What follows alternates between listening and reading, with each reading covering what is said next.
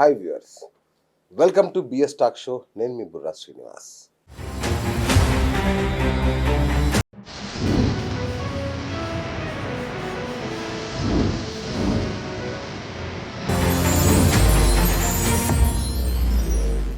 తెలంగాణలో ఇప్పుడు తాజా ఉద్యమం బీసీల ఉద్యమం, బీసీ రిజర్వేషన్ల ఉద్యమం నడుస్తోంది.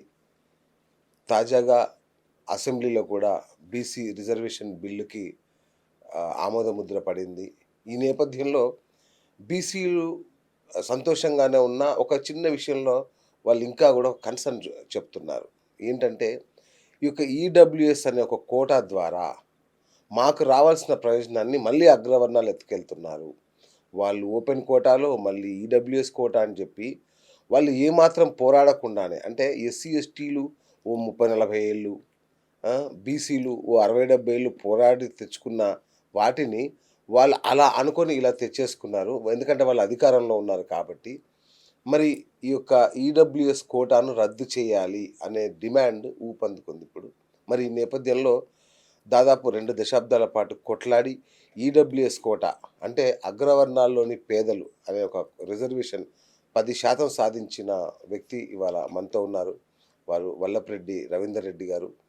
ఆయన ఒక ఈడబ్ల్యూఎస్ఏ కాదు, బీసీ ఎస్సీ ఎస్టీ ఉద్యమాల్లో కూడా పాలు పంచుకొని ఆర్ కృష్ణయ్యతో కలిసి పనిచేసిన అనుభవం అయింది. ఆ తర్వాత ఈ అగ్రవర్ణాల్లోని పేదలు మాత్రం ఎందుకు అనుభవించకూడదు రిజర్వేషన్ ఫలాలు, అగ్రవర్ణాల్లో మాత్రం పేదలు ఎందుకు ఉండాలి అనే దాని మీద కొట్లాడి ఆయన సాధించిన నేపథ్యం.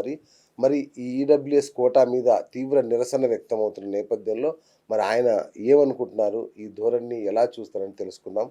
సార్ నమస్తే. నమస్తే, బాగున్నారా? బాగున్నాను సార్. ఎలా ఉన్నారు మీరు? మేము కూడా మంచిగా ఉన్నాం చాలా రోజులకు. అవును అవును అవును, అప్పుడు ఎప్పుడో చేసాం. రైట్.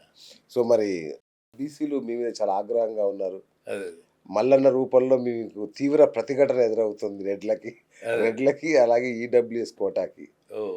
దీన్ని ఎట్లా చూస్తారు? అంటే ఇది బీసీలైనా ఎస్సీలైనా ఎస్టీలైనా ఓసీలైనా ఏ కులాలైనా సృష్టించబడ్డ కులాలే. మనం అనుకునే అవి పిలువబడే కులాలు. అయితే ఏ కులం వారు ఎవరు ఏ కులంలో జన్మిస్తారు అనేది ఎవరికి తెలియని విషయం. కానీ నాటి నుండి నేటి వరకు ఏంటంటే మనం అవునన్నా కాదన్నా కుల వ్యవస్థ అయితే ఉన్నది. 4 వర్ణాలుగా అంటే పిలువబడ్డటువంటి ఈ కుల వ్యవస్థల చాతుర్వర్ణ వ్యవస్థ మీకు తెలుసు. బ్రాహ్మణులు, వైశ్యులు, తర్వాత అట్లనే క్షత్రియులు, అట్లనే శూద్రులు, ఈ విధంగా 4 వర్ణాలుగా మనం తీసుకున్నటువంటి క్రమంలో ఇక క్షూద్రులు అంటే అందరు వస్తారు. అందులో రెడ్లు వస్తారు, బ్రాహ్మణులు వస్తారు, వైశ్యులు వస్తారు, కమ్మలు వస్తారు, కాపులు వస్తారు, బీసీలు వస్తారు, యాదవులు వస్తారు, గౌళ్ళు వస్తారు, అందరు వస్తారు. కానీ కొన్ని పరిస్థితులల్లో ఈ శూద్రులలో వచ్చేటువంటి వాళ్ళు కూడా కొంతమంది అభివృద్ధి చెందినటువంటి కుటుంబాలుగా ఉన్నటువంటి క్రమంలో వాళ్ళు ఓసీలుగా మారడం, కొన్ని కుటుంబాలు కొన్ని కులాలు అభివృద్ధి చెందక దిగువ ఉండడం వల్ల వాళ్ళు బీసీలుగా, తర్వాత కొన్ని కులాలు అంటరాని వాళ్ళుగా, అంటే అస్పృశ్యత, అంటే ఊరు బయట ఉంచడం, అటువంటి వాళ్ళు ఎస్సీలుగా ఎస్టీలుగా పరిగణించబడ్డారు. అయితే రాజ్యాంగం ఏం చేసింది అంటే ఆనాడు 76 ఏళ్ళ స్వతంత్రం వచ్చి 76 ఏళ్ళు అయింది కదా. రాజ్యాంగం నాటి పరిస్థితులను దృష్ట్యా ఈ సమస్త మానవ జాతికి ఎవరికి ఏ మౌలిక వసతులు, ఎవరికి ఏ రాజ్యాంగ వసతులు కల్పించాలనేటువంటి నిర్దిష్టమైనటువంటి విధానాలు రూపొందించడం జరిగింది. అందులో భాగంగానే ఎస్సీ ఎస్టీలకు వాళ్ళకు ఒక రక్షణ కవచం ఇచ్చింది. అంటే వాళ్ళకు అంటరానితనం, అస్పృశ్యత, వాళ్ళని దూరం పెట్టడం, కలవనీయకపోవడం, కలుపుకోకపోవడం, కలుసుకోకపోవడం, ఈ రకమైనటువంటి వాతావరణం అటువంటి పరిస్థితులలో వాళ్ళకు ప్రత్యేకమైనటువంటి రిజర్వేషన్లు తేవడం జరిగింది. రైట్. కానీ బీసీలు అట్లా లేరు, ఓసీలు కూడా అట్లా లేరు.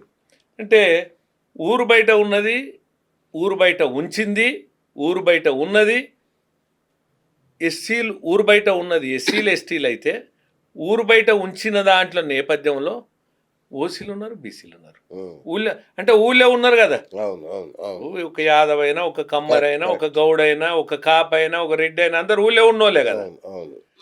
కాబట్టి ఈ బీసీలు ఓసీలు కలిసే జీవించినటువంటి జీవితం. అవును. అట్లనే ఎస్సీ ఎస్టీలు కూడా కలిసి జీవించాల్సినటువంటి పరిస్థితులలో వాళ్ళలో కొంత అంటరానితనం అనేటువంటిది కనపరచడం వల్ల ఆనాడు అంబేద్కర్ రాజ్యాంగం రాశాడు. అయితే దీనికి ఒక నేపథ్యం ఏమొచ్చిందంటే, ఈ బీసీలుగా అంటే అంటే అందరు కలిసి ఈ బీసీలలో కూడా వెనుకబడిన వర్గాలు అనేది ఉన్నాయి. అవును.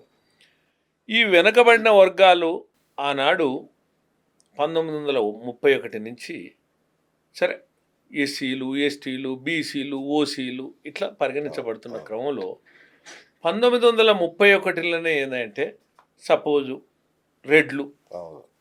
కమ్మలు, కాపులు, వైశ్యులు, బ్రాహ్మణులు, క్షత్రియులు వీళ్ళంతా ఏమన్నారంటే, అంటే కొద్దిగా ఫార్వర్డ్ ఉంది వాళ్ళు. అవును. అంటే ఫార్వర్డ్ ఉంది కాబట్టి అగ్రగామిగా ఉన్నారు కాబట్టి వాళ్ళు అభివృద్ధి చెందిన కుటుంబాలుగా పరిగణించబడ్డారు. అవును.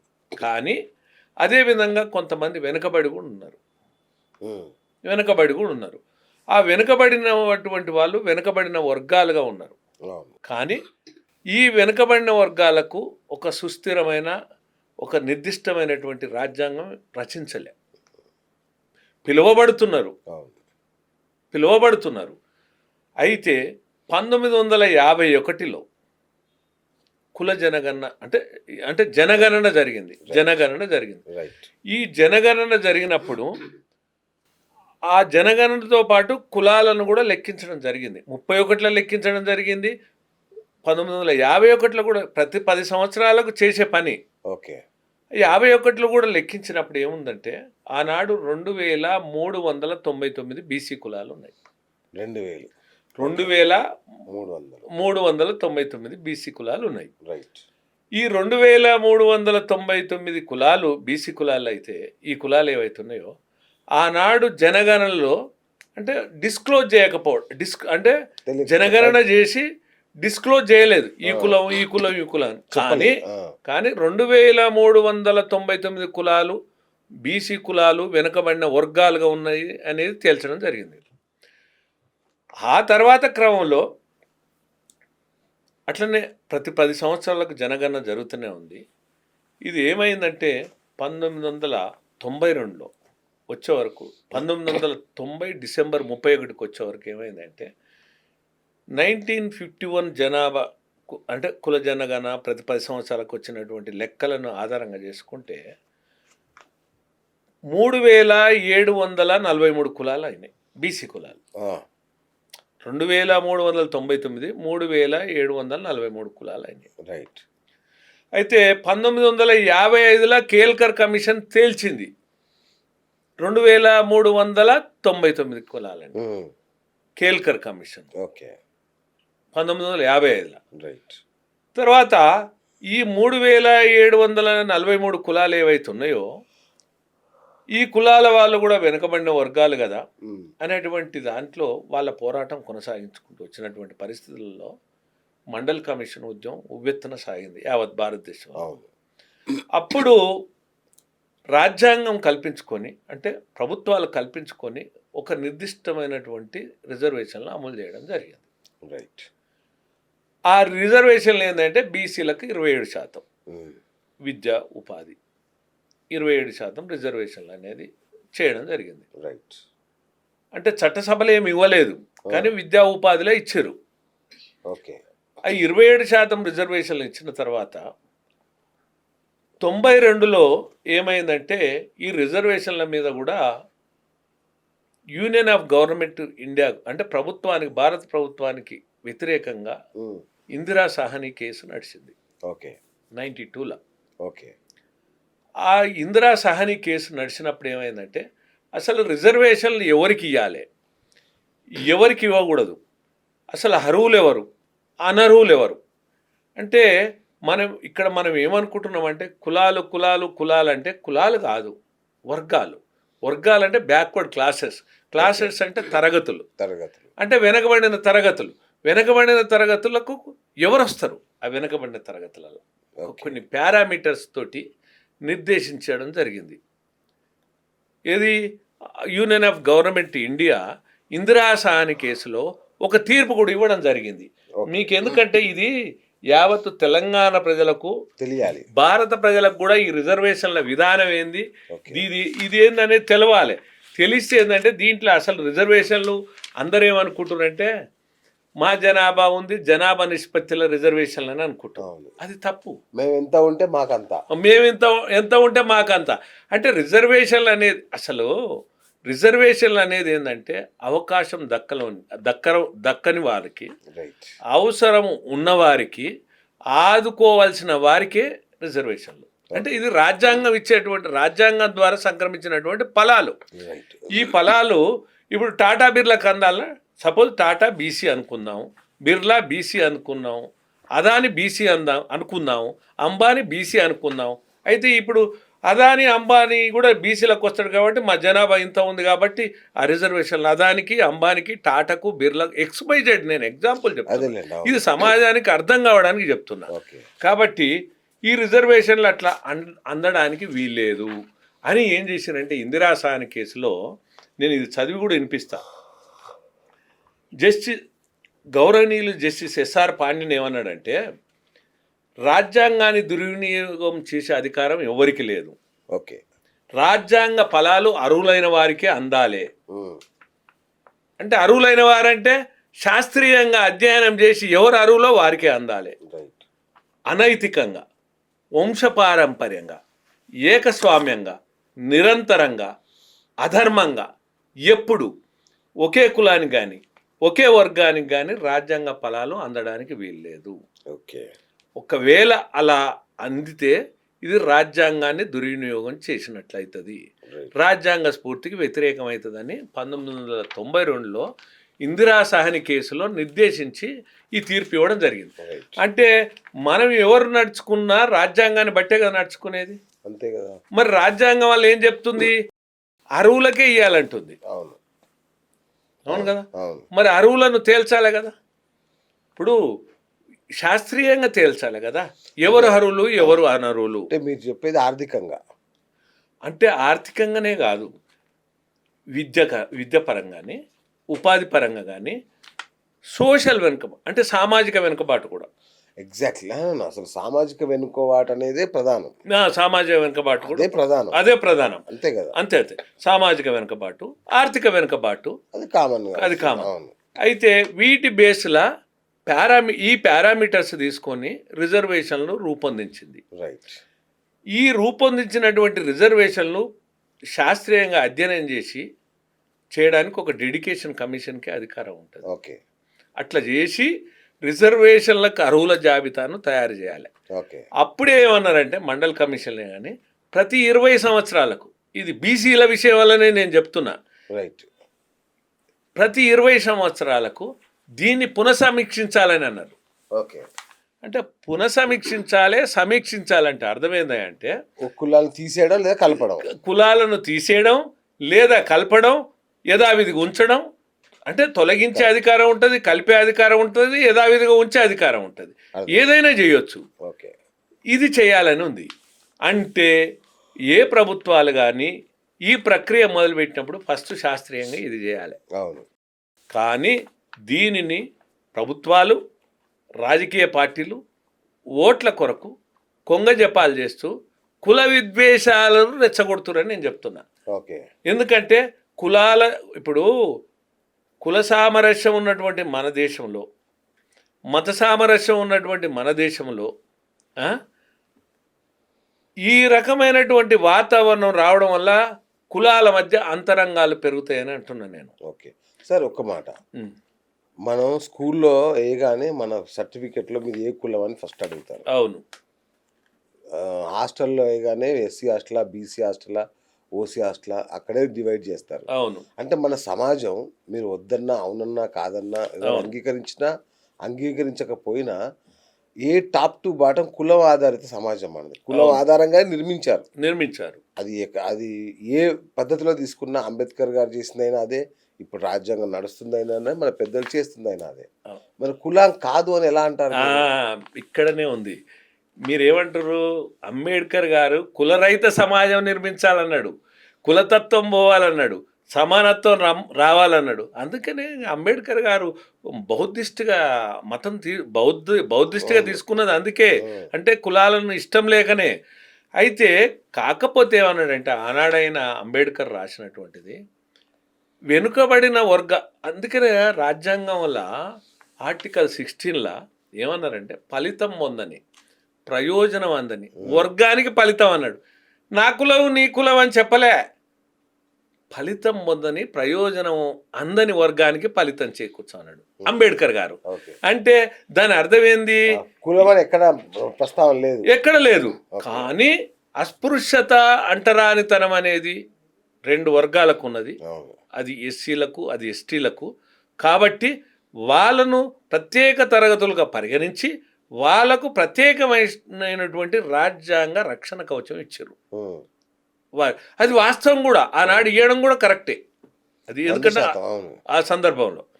అయితే ఇక్కడ వెనుకబడిన వర్గాలకు మనం గ్రామీణంలో చూస్తున్నటువంటి పరిస్థితులల్లా ఉన్నాయా? మీకు కూడా తెలుసు కదా శ్రీనివాస్ గారు, మీరు ఊరి నుంచి వచ్చిన వాళ్ళే, నేను ఊరి నుంచి వచ్చిన వాళ్ళే. కులరహిత సమాజం అనే మాట కులాల ఆధారంగా నిర్మించిన సమాజంలో కూర్చొని ఎలా అడుగుతున్నారు అనేది నాకు అర్థం కావట్లేదు. అయితే కదా ఇప్పుడు అసలు మనం అన్నదమ్ములు అనుకుంటున్నాం, అక్క చెల్లెలు అనుకుంటున్నాం, పెదనాన్న బాబాయ్ అనుకుంటున్నాం, అన్ని కులాలను పిలుచుకుంటున్నాం. ఈ పరిస్థితులల్లా 2 కులాలు ఉండాలి శ్రీనివాస్ గారు. ఒకటి ఉన్న కులం, 2 లేని కులం. కరెక్ట్. కానీ అది రావాలని అంబేద్కర్ కోరుకున్నారు. అది రావాలని మనం సమాజ పరివర్తకులు కూడా ప్రతి ఒక్కరు కోరుకోవాల్సిన అవసరం ఉంది.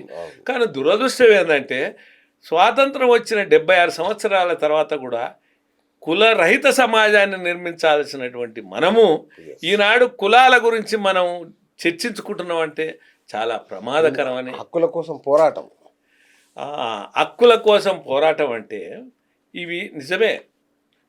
అంటే మీరు అన్నారు కులాల వ్యవస్థ నిర్మించినటువంటి మన వ్యవస్థలో కులాలు ఉన్నాయి, కాదనలేము.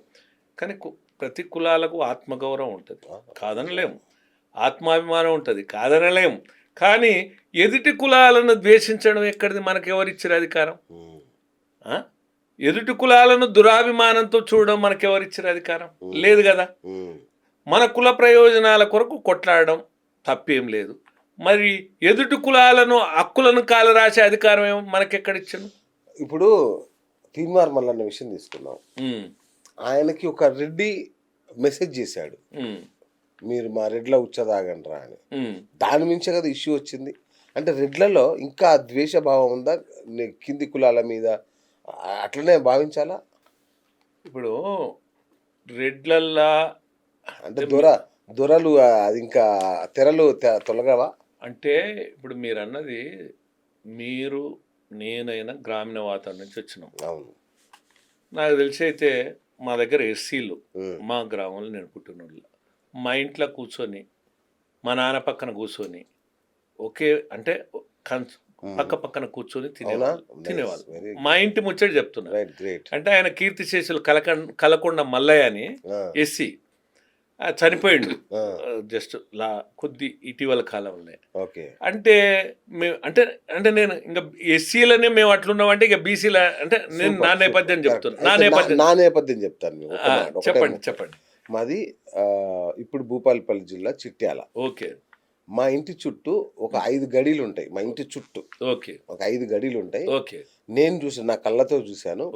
ఆ గడిల నుంచి పోయేటప్పుడు ఎస్సీ ఎస్టీలు చెప్పులు చేతులు పట్టుకొని సైకిల్ దిగి నడుచుకుంటూ పోయిన సందర్భాలు నేను చూసా నా కళ్ళతో. మీ కళ్ళతో? అయితే దీనికి నేను సమానం చెప్పాలి కూడా.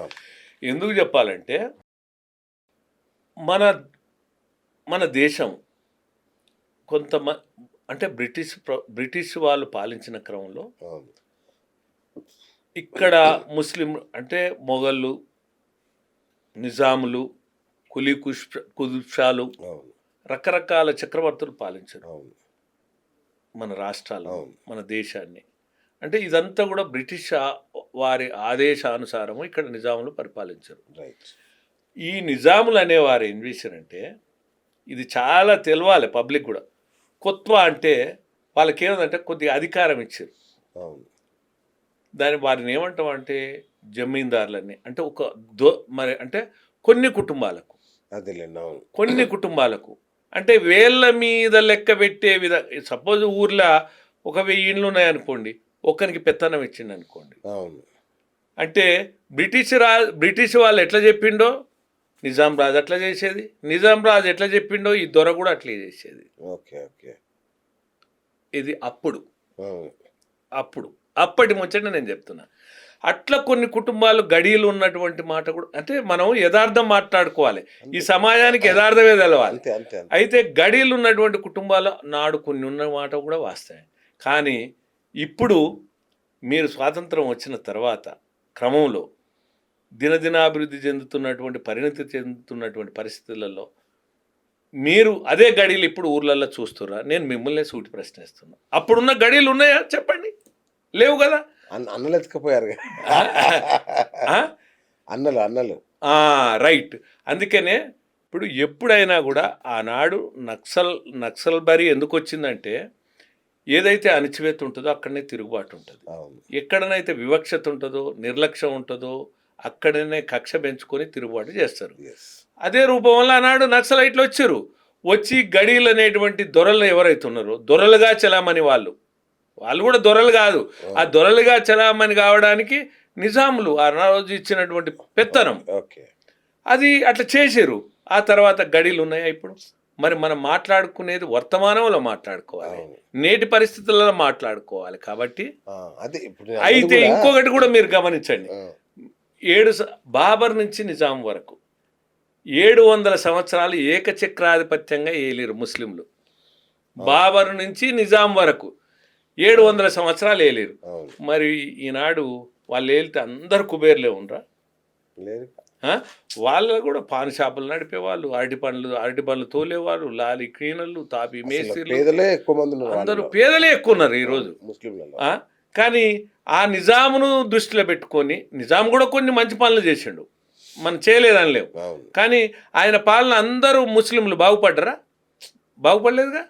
మరి అది దృష్టిలో పెట్టుకొని మీరు 700 సంవత్సరాలు ఈ దేశాన్ని ఏకచక్రాధిపత్యం గేలిరు, మీ వల్ల మేము ఇట్లయినామని అనగలుగుతామా? అది నేను మీకు చెప్పే సమాధానం. మీరు ఏదో అడగబోతున్నారు ప్రశ్న. అదే అంటే ఇంకా ఆ వాసనలు ఉన్నాయా, అందుకే అడిగారా తిన్మార మల్లనని బీసీలు మా ఉచ్చదాగాలనే మాట ఎట్లొచ్చింది అని? అయితే నాకు ఎందుకంటే నాకు పేర్లు పుల్లన్న, ఎల్లన్న, మల్లన్న పేర్లు తీసుకోవడం, వ్యక్తిగతంగా తీసుకోవడం నాకు ఇష్టం ఉండదు. అయినా కానీ మీరు ప్రశ్నించినప్పుడు మీ సమాధానానికి నేను ప్రతి సమాధానం చెప్పకపోతే నాది కూడా తప్పైద్దని అనిపిస్తుంది.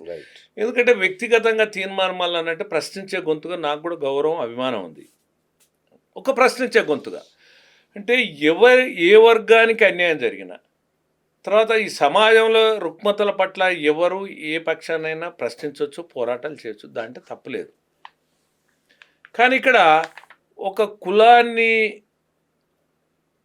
కులాన్ని నిందించడం, ఒక కులాన్ని తులనాడడం, ఒక కులాన్ని ఈ సమాజంలో హేయభావం కలిగే విధంగా, విద్వేషాలు రగిలిచ్చే విధంగా మాట్లాడడం నేను కరెక్ట్ కాదంటున్నా.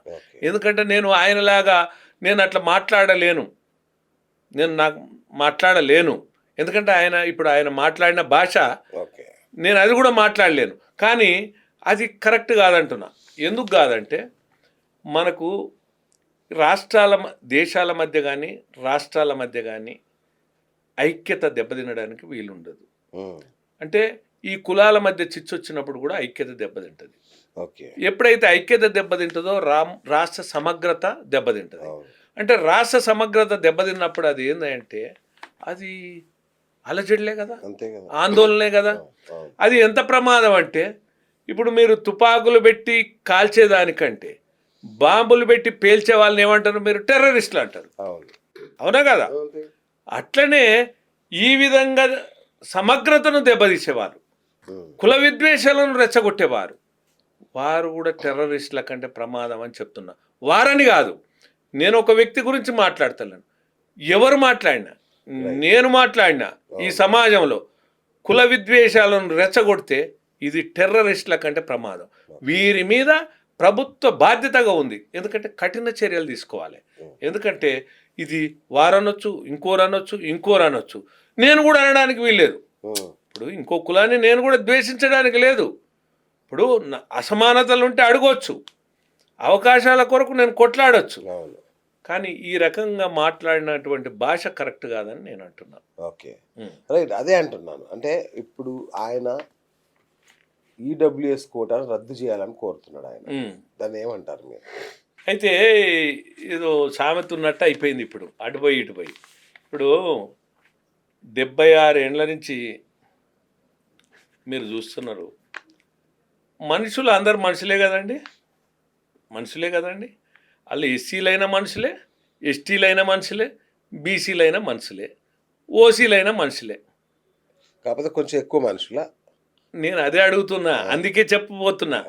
అయితే మరి సగటు మనిషిని గౌరవించాల్సిన అవసరం ఉంది, అభిమానించాల్సిన అవసరం ఉంది. అదేవిధంగా ఏ మనిషి అయినా ఏ కులంలో ఉన్నా అతనికి పేదరికమే కదండి. పేదరికం కదా. అంటే మరి మీరు 75-76 సంవత్సరాల నుంచి రాజ్యాంగ ఫలాలు మేము అందరం దేశ పౌరులమే, అందరం రాష్ట్ర ప్రభుత్వమే, అందరం ఈ ప్రభుత్వాలకు పన్నులు కడుతున్నాం. మరి మీకు ఎస్సీ ఎస్టీకి రిజర్వేషన్లు ఇచ్చిర్రు, రాజ్యాంగం కల్పించింది, ఎవరన్నా వద్దన్నారా? అదేవిధంగా బీసీలకు రిజర్వేషన్లు రాజ్యాంగం కల్పించింది, ఎవరన్నా వద్దన్నారా? వద్దనలేదు కదా. ఇంకా అవకాశం ఉంటే పెంచమంటున్నాం. అర్హులు నిజంగా బీసీ బీదలు ఉన్నప్పుడు, అర్హులైనటువంటి కుటుంబాలు ఉన్నప్పుడు, అర్హులైనటువంటి కులాలు ఉన్నప్పుడు, అర్హులైనటువంటి వర్గాలు ఉన్నప్పుడు మేము పెంచమని అంటున్నాం. కానీ ఇది ఎక్కడనేవండి? 76 సంవత్సరాల నుంచి మీరు అనుభవించవచ్చు. 76 సంవత్సరాల నుంచి మేము మా జీవితాలు కష్టాల కడలిలో నడుస్తున్నాయి. మీకు తెలియదా? చెప్పండి. ఇప్పుడు అగ్రవర్ణాలలో అంటే మీ దృష్టిలో శ్రీనివాస్ గారు అగ్రకులం అంటే బాగా డబ్బున్న కులం అనే ఏంది? మీరు దేనికి వద్దంటారు? నేను మిమ్మల్నే ప్రశ్నిస్తున్నా. అంటే 4% ఉన్న జనాభాకి 10% రిజర్వేషన్లు ఎందుకు అంటాడు ఆయన. అది జనాభా ఎంత ఉందనేది నువ్వు చెప్పలేవు, నేను చెప్పలేను. దానికి ఒక లెక్కలు ఉన్నాయి. తర్వాత అసలు రిజర్వేషన్ల మీద ప్రశ్నిస్తుండు. ఈ మధ్యనేమో నిన్నయ్యాలనేమో ఈడబ్ల్యూఎస్ కొంతమందికి అందితే నాకు అభ్యంతరం, అంతకుముందేమో రద్దే చేయాలన్నాడు. ఇది ఎట్లొచ్చింది, ఇది ఎవరు ఇచ్చిర్రు, ఎందుకు ఇచ్చిర్రు అన్నారు. అది కూడా చూసిన నేనేమంటున్నా అంటే ఈ అగ్రవర్ణాలలో కూడా పేదలు లేరా? అగ్రవర్ణాలలో కూడా ఆకలి చావులు లేవా? ఆత్మహత్యలు లేవా? పిల్లలు పెళ్లిళ్ళు చేయలేని పరిస్థితి లేదా? వీళ్ళకి హాస్టళ్ళు లేవు, స్కాలర్షిప్ లేవు, ఫీ రియంబర్స్మెంట్ లేదు, ఫ్రీ ఎడ్యుకేషన్ లేదు, స్టడీ సర్కిల్ లేదు, ఓ కార్పొరేషన్ లేదు, ఒక కమిషన్ లేదు, ఒక మంత్రిత్వ శాఖ లేదు. ఇప్పుడు స్టడీ సర్కిల్ ఎందుకంటున్నా, ఇప్పుడు ఒక ఐఏఎస్, ఒక ఐపీఎస్, ఒక ఐఎఫ్ఎస్ చదువుకోవాలనుకుంటాడు అగ్రవర్ణ పేద బిడ్డ. అతనికి ప్రతిభ ఉంటుంది, అతని కుటుంబం కడుపేదలు ఉంటుంది. మరి స్టడీ సర్కిల్ పెట్టితే వాడు చదువుకొని దేశానికి ఉపయోగపడతాడు. ఐఏఎస్ ఐపీఎస్ అంటే ఏంది? డబ్బున్న కులమా? అదేనా మీ దృష్టిలో? అంటే మీరు ఈ సమాజం వల్ల అందరూ కూడా ఏం భావిస్తారంటే, అందరూ అంటే కొంతమంది, నేను అందరిని అనలేను కానీ అంటే ఈ తప్పుడు మాటలు మాట్లాడడం వల్ల ఒక అపవాదం వచ్చి అపోహలు కలుగుతున్నాయి. అగ్రకులం అనే ముసుగు తొడుగుతారు, అభివృద్ధికి దూరం ఉంచుతారు, అవకాశాలు అందకుండా చేస్తారు. ఏమండి, సృష్టించబడ్డ కులానికి మీరు ముసుగు ఎందుకు తొడుగుతారు? మాలో కూడా పేదరికం ఉంది కదా. పేదరికం అనేది కొలమానంగా అడ్డుగోడ కాకూడదు కదా. అంటే మరి ఎస్సీ అందరం మనుషులేమేమి అంటున్నాం కదా. ఇప్పుడు అంబేద్కర్ రాజ్యాంగం ఒక్కరికి రాయలేదండి, సమస్త ప్రజలకు రాసిండు. మరి రాసినప్పుడు ఈ పేదలకు రిజర్వేషన్లు ఎందుకు కాకూడదు? మరి 76 ఏండ్ల నుంచి మాకు లేవు కదా రిజర్వేషన్లు. అయినా ఆకలితో అల్మణించినటువంటి కుటుంబాలు అనేకం ఉన్నాయి. మీరు ఒక నగ్న సత్యాన్ని నిలువుటద్దంలో మీకు చెప్తా. ఇటీవలి కాలంలోనే చంద్రశేఖర్ రెడ్డి అనే కుటుంబం. ఓకే, అతనికి 2 పిల్లలు, ఒక అమ్మాయి ఒక అబ్బాయి, 13 ఏండ్ల అబ్బాయి. అయితే 6 నెలల క్రితం ఉద్యోగం అంటే ఒక ప్రైవేట్ అంటే ఏదో ఉద్యోగం చేసుకునేవాడు. సరే, ఉద్యోగం ఈ మధ్య కాలం వల్ల ఉద్యోగాలు కూడా కొద్ది కష్టాలు, అంటే ఇప్పుడు సరిగా నడవనప్పుడు ఏదైనా ఇప్పుడు ఒక ప్రైవేట్ వ్యవస్థలు తీసేయచ్చు. అవును. అతను కుటుంబం అంటే కుటుంబం వెళ్ళదీయలేక, పిల్లల ఫీజులు కట్టలేక, ఇల్లు కిరాయి కట్టలేక, ఎవరికి చెప్పుకోలేక, ఆ, అవమానానికి గురై ఆర్థిక సంక్షోభంతో అవును. కొట్టుమిట్టాడి పిల్లలకు విషం ఇచ్చి వాళ్ళిద్దరు కుటుంబం మొత్తం సూసైడ్ చేసుకున్నారు. అవును. ఇటీవల కాలంలో జస్ట్ లేటెస్ట్ అవును. మీకు తెలుసు కదా, అన్ని పత్రికల పతాక శీర్షికలు వచ్చింది. అవును. వారికి కూడా నేను ఈ సందర్భంగా ఆ కుటుంబానికి నేనేం చేయలేను, కానీ అటువంటి కుటుంబాలు ఇంకా మునుముందు చేసుకోవద్దని ప్రభుత్వాలు కానీ, రాజకీయ పార్టీలు కానీ, ప్రజా సంఘాలు కానీ, ఈ కులాల పేరు మీద మాట్లాడేటువంటి కుల సంఘాలు కానీ స్పందించాలని నేను కోరుకుంటూ, వారికి కూడా ఈ సందర్భంగా నేను ఏం చేస్తున్నా అంటే నివాళులు అర్పిస్తున్నా. ఎందుకంటే సందర్భం వచ్చింది కాబట్టి నేను ఈ విషయం ప్రస్తుతం ఒక ఉదాహరణ చెప్తున్నా నేను. అది ఒక ఉదాహరణ. ఇట్లా అనేక కుటుంబాలు ఉన్నాయి. అయితే ఆయన అభ్యంతరం ఏంటంటే, మీరు 10% తీసుకుంటే తీసుకోండి రిజర్వేషన్, కానీ మీరు తీసుకున్నది బీసీల దానిలోంచి తీసుకుంటున్నారు, బీసీల పొట్టగొడుతున్నారు మీరు అనేది ఆయన ఆరోపణ. అయితే ఆయన అభ్యంతరం బీసీల పొట్టగొడుతున్న అనేది, బీసీల దాంట్లో తీసుకుంటున్న అనేది ఆయన అభ్యంతరం. నేను కూడా ఆయన మాటలను అభ్యంతరం చెప్తున్నా. ఎందుకు చెప్తున్నా అంటే, వాస్తవాలు ఉంటే ఏదైనా మాట్లాడచ్చు, కానీ ఇది ప్రభుత్వాలు కూడా ఎప్పుడో దీని మీద ఖండించాల్సినటువంటి అంశం కూడా. ఓకే. ఎందుకంటే వాస్తవాలు తెలవాలి. అవును. 10% రిజర్వేషన్లు అనేది 103 రాజ్యాంగ సవరణ ద్వారా కేంద్ర ప్రభుత్వం పార్లమెంట్లో బిల్లు పెట్టింది. రైట్. అది ఉభయ సభలలో ఆమోదం పొందింది. ఓకే. ఆ తర్వాత పార్లమెంట్లో బిల్లు పెట్టిన దానికి కూడా నేను అది కూడా చూపిస్తాను మీకు. చూపియనా మీకు? పర్వాలేదు, చెప్పండి. ఎందుకంటే ఇవన్నీ ఇదెట్టొచ్చింది, అదెట్టొచ్చింది, అదెందుకు ఇచ్చిరి అని ఇవే ప్రశ్నలు వేస్తుండ్రు. అంటే ఇది కరెక్ట్ కాదని. అంటే మీరు అధికారంలో ఉన్నారు, పెద్దోళ్ళు కాబట్టి తొందరగా వచ్చింది మీకు అనేది కూడా ఒక బాధ ఆయన. దానికి కూడా చెప్తా. అయితే దీనికంటే ముందల ఇదెట్లా ఇది ఈ పోరాటాన్ని కూడా చెప్తా ఇప్పుడు మీరు సందర్భం వచ్చింది కాబట్టి. ఎందుకంటే నేను ఈబీసీ ఉద్యమ నేపథ్యం ఎట్లొచ్చిందంటే, నేను 2003లో స్థాపించడం జరిగింది ఈబీసీ సంఘాన్ని. ఓకే.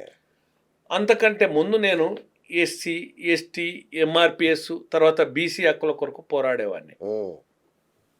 వారి అవకాశాల కొరకు నేను వాళ్ళతో భాగస్వామి అయ్యేవాడిని. ఓకే. నేను 2003లో కొన్ని కుటుంబాలను చూసిన. ఒక చెన్నారెడ్డి కొడుకు మేస్త్రి పని చేస్తాడు, ఇంజనీరింగ్ సీట్ వచ్చింది, ఫీజు కట్టలేనటువంటి కుటుంబం. అట్లనే ఒక బ్రాహ్మణ అమ్మాయి చెల్లపల్లి బిడ్స్ పిల్లలు వచ్చింది, కానీ ఫీజు కట్టలేనటువంటి కుటుంబాలు. అంటే ఇట్లా అనేక కుటుంబాలు చూసిన. తర్వాత పిల్లల పెళ్లిళ్ళు చేయలేని పరిస్థితి చూసిన. తర్వాత ఇంతెందుకంటే అనంతపూర్లో వయసులు అసలు లేబర్ పనులు చేస్తారండి, వయసులు. అంటే ఇప్పుడు ఇట్లా ఇప్పుడు పాన్ షాపులు నడుపుతున్నారు, తోడు బండ్లు తోలుతున్నారు, హోటళ్ళ సర్వీస్ బాయ్లుగా చేస్తున్నారు, లారీ క్లీనర్లుగా చేస్తున్నారు, అనేక వృత్తులలో డ్రైవర్లుగా చేస్తున్నారు, వ్యవసాయ కూలీలుగా చేస్తున్నారు, అనేక వృత్తులలో ఉన్నారండి. అయితే ఇదంతా గమనించినటువంటి నేనేమనుకున్నట్టే, మేము ఈ దేశ పౌరులం, ఈ రాష్ట్ర ప్రభులం, ఈ ప్రభుత్వాలకు పన్నులు కడుతున్నాం, మాకు అగ్రకులం అనే ముసుగు దొడుగుతురు, అభివృద్ధికి దూరం ఉంచుతారు, అవకాశం దక్కకుండా చేస్తారు. కాబట్టి వీరి నేపథ్యం వల్ల నేను ఎందుకు పోరాటం చేయకూడదని 2003లో ఈబీసీ సంఘం స్థాపించడం జరిగింది. అప్పటికి కూడా కుల సంఘాలు ఉన్నాయి, నేను లేవను. ఆనాడు కూడా కుల సంఘాలు ఉన్నాయి. రెడ్డి నాడు ఉంది, కమ్మ నాడు ఉంది, కాపు నాడు ఉంది, బ్రాహ్మణ సమరబేరి ఉంది, వైశ్య శంకరాభరణ ఉంది, ఆంధ్రప్రదేశ్ రెడ్డి సంక్షేమ సంఘం ఉంది, అఖిల భారత రెడ్డి సంక్షేమ సంఘం. కానీ ఈ కుల సంఘాల సమావేశాలకు కూడా నేను పోయిన తర్వాత ఆ కుల సంఘాల సమావేశాలు కూడా ఇప్పుడు ఎట్లయితే కులాలను రెచ్చగొట్టాలి, తర్వాత ఇప్పుడు కులాలు ఉన్నటువంటి పేదరికం ప్రయోజనాలు కాపాడాలి, వాళ్ళు ఎదుర్కొంటున్న అన్యాయాల మీద మనం పోట్లాడాలనేటువంటి భావన బదులు అది నాకు కనిపించలే అన్నాడు. కనిపించకనే నేను ఏం చేసినంటే, కులాలకు అతీతంగా ఈబీసీ అంటే ఎకనామికలీ బ్యాక్వర్డ్ క్లాసెస్, ఆర్థికంగా వెనుకబడిన వర్గాలని పెట్టి వారి పక్షాన నేను పోరాటం చేయడం జరిగింది. నేను పోరాటం చేసినటువంటి సందర్భంలో ఈ స్వతంత్రం వచ్చిన తర్వాత ఈ అగ్రవర్ణ పేదల హక్కుల మీద ఎవరు కూడా రోడ్డు ఎక్కలేదు. నేను ఇందిరా పార్క్ దగ్గర ధర్నా చేసిన. ఓకే. ఉట్టినే వారు అంటారు ఏ పోరాటాలు చేయకుండానే వచ్చింది, ఏ అడగకుండానే వచ్చింది అంటుండు. అందుకు ఇవన్నీ నేను చెప్పాల్సి వస్తుంది. ఈ హిస్టరీ కూడా తెలుసుకోమని. ఇందిరా పార్క్ దగ్గర ధర్నే కాదు, ఇందిరా పార్క్ నుంచి సుందరయ్య పార్క్ వరకు ర్యాలీ చేసిన, అంబేద్కర్ విగ్రహానికి వినతి పత్రం ఇచ్చిన, ఎగ్జిబిషన్ గ్రౌండ్లో 2008 నవంబర్ 28న యజ్ఞం చేసిన. అందరూ ఎవరికి వాళ్ళు కుటుంబం కొరకు వ్రతాలు చేసుకుంటారు, కానీ నేను అట్లా చేయలే. అప్పుడు చిరంజీవి ఒక యజ్ఞం చేశాడు, కేసీఆర్ ఒక యజ్ఞం చేశాడు, భూమన కరుణాకర్ రెడ్డి ఒక యజ్ఞం చేశాడు. మంత్రాలకు చింతకాయలు రాలేవు, కానీ నేను కూడా ఏంటంటే ఈ అంశాన్ని చర్చించాలని ప్రభుత్వాలు రాజకీయ పార్టీలు అగ్రకులాల పట్ల వివక్షత విడనాడి వారికి సద్బుద్ధి ప్రసాదించి వీరిని అన్ని విధాలు ఆదుకొని సమస్త ప్రజలకు సమన్యాయం జరిగేలా కరుణా కటాక్షించే గుణం ఇవ్వాలని శ్రీ శ్రీ శ్రీ శ్రీ లక్ష్మీ గణపతి మహాయజ్ఞం చేసిన. ఆ వేదిక మీద కమ్యూనిస్ట్ నాయకులను కూడా పిలిపించిన నేను. ఆ రోజులలోనే టీవీ 9లో 19 minutes లైవ్ దాకా చూపించారు, అంటే అన్ని ఛానల్లో వచ్చింది. అంటే ఇది అదేవిధంగా అంబేద్కర్ విగ్రహానికి సచివాలయం ముందర అంబేద్కర్ విగ్రహం మేము వేడుకోలు చేసినాం. అయ్యా మీరు రాజ్యాంగాన్ని రాసిపోయారు, మీరు పేదల పెనిది స్ఫూర్తిదాతలు, కళ్ళుండి చూడలేకపోతురు, చెవులుండి వినలేకపోతురు. ఈ ప్రభుత్వాలు ఈ రాజకీయ పార్టీలు కులాల జపాలు చేసి అగ్రమున్న పేదలను విస్మరించినవి. మిమ్మల్ని వేడుకుంటున్నామని వినతి పత్రం ఇచ్చి వేడుకోవడం జరిగింది. ఇట్లా నేను ఆనాటి నుంచి ఈనాటి వరకు 1100 సభలు, సమావేశాలు, పోరాటాలు, ధర్నాలు, నిరసనలు, అనేక కార్యక్రమాలు చేసిన. రాజశేఖర రెడ్డి గారు బ్రతుకున్నప్పుడే 623 మీటింగ్లు పెట్టా. ఉమ్మడి రాష్ట్రంలో ఆనాడు 623 మీటింగ్లు పెట్టా. నా పోరాటాలను గుర్తించినటువంటి వాళ్ళు, నేను ఎక్కని గడపలేదు, తొక్కని మెట్టులేదు. నేను ప్రతి పార్టీ దగ్గరికి పోయినా, ఎందుకంటే ప్రతి వాళ్ళు కూడా ఈ అగ్రకులం అంటే ఒక చులకన భావన, అంతే. ఎవరు పట్టించుకోరు. అరే ఎందుకు చేయాలి, అరే మేమేమన్నా దీని గురించి పట్టించుకుంటే మిగతా కులాలు మమ్మల్ని ఏమన్నా అంటే వీళ్ళంతా నిజమైన మిగతా కులాల మీద కూడా నిజమైన ప్రేమ లేదు, కొంగ ప్రేమే, దొంగ ప్రేమే. కానీ ఈ అగ్రకులాలను పట్టించుకోవడానికి అధికారం మాత్రం చలామణి అవుతారు, అధికారం కావాలి. కాబట్టి నేను అనేక ప్రజా సంఘాల దగ్గరికి పోవడం, కుల సంఘాలను, తర్వాత రాజకీయ పార్టీలను, చిరంజీవి గారిని అనుకోండి, రాఘవులు గారిని అనుకోండి, నారాయణ గారిని అనుకోండి, జయప్రకాష్ నారాయణ గారిని అనుకోండి, అప్పుడు కిషన్ రెడ్డి బీజేపీ అధ్యక్షుడు. నేను తొక్కని గడపలేదు అన్ని పార్టీలు. ఇంతెందుకండి, నేను గద్దర్ దగ్గరికి కూడా పోవడం జరిగింది. ఆనాడు దివంగత గద్దర్ గారు కూడా నాకు ఎంత పెద్ద స్ఫూర్తి ఇచ్చిందంటే నా ఉద్యమానికి, ఇప్పటి వరకు ఎవరు చేపట్టిన ఉద్యమం చేపట్టిన బిడ్డ నువ్వు అంటే, నేను ఎంతోమందిని చూసిన. మీ దాంట్లో ఉన్నటువంటి అగ్రకులాల ఎమ్మెల్యే అవుతాడా, మంత్రి అవుతాడా, ముఖ్యమంత్రి అవుతాడా అని పోటీ పడ్డోళ్ళని చూసినా, కానీ ఇట్లా ఈ అగ్రవర్ణాలు ఉన్నటువంటి పేదల కొరకు కొట్లాడేవాడిని నిన్నే చూసిన నేను. ఆనాడు గద్దర్ చూసి, నీది స్ఫూర్తిదాయకం, నీ పోరాటంలో నిబద్ధత ఉంది, కాబట్టి ఈ పేదల పక్షాన పోరాడాల్సిందే, పేదలు ఎల్లున్న పేదలే, కాబట్టి రక్తం అందరిది ఒకటే అని ఆ రోజు నాకు వెన్ను తట్టిండు. నీ ఆశయాల సాధన కొరకు, మీ హక్కుల సాధన కొరకు నేను అవసరం అనుకుంటే గజ్జగడతాడు అన్నాడు. అని పేపర్లలో వచ్చింది, గజ్జగడ అగ్రకుల పేదల హక్కుల కొరకు గజ్జగడతాడు. అంటే ఆ విధంగా సంఘీభావం తెలపడంతో పాటు మద్దతు తెలిపిండు. ఇట్లా నేను అనేక మందిని కదిలించడం జరిగింది. అంతటితోటి నేను ఆగలే.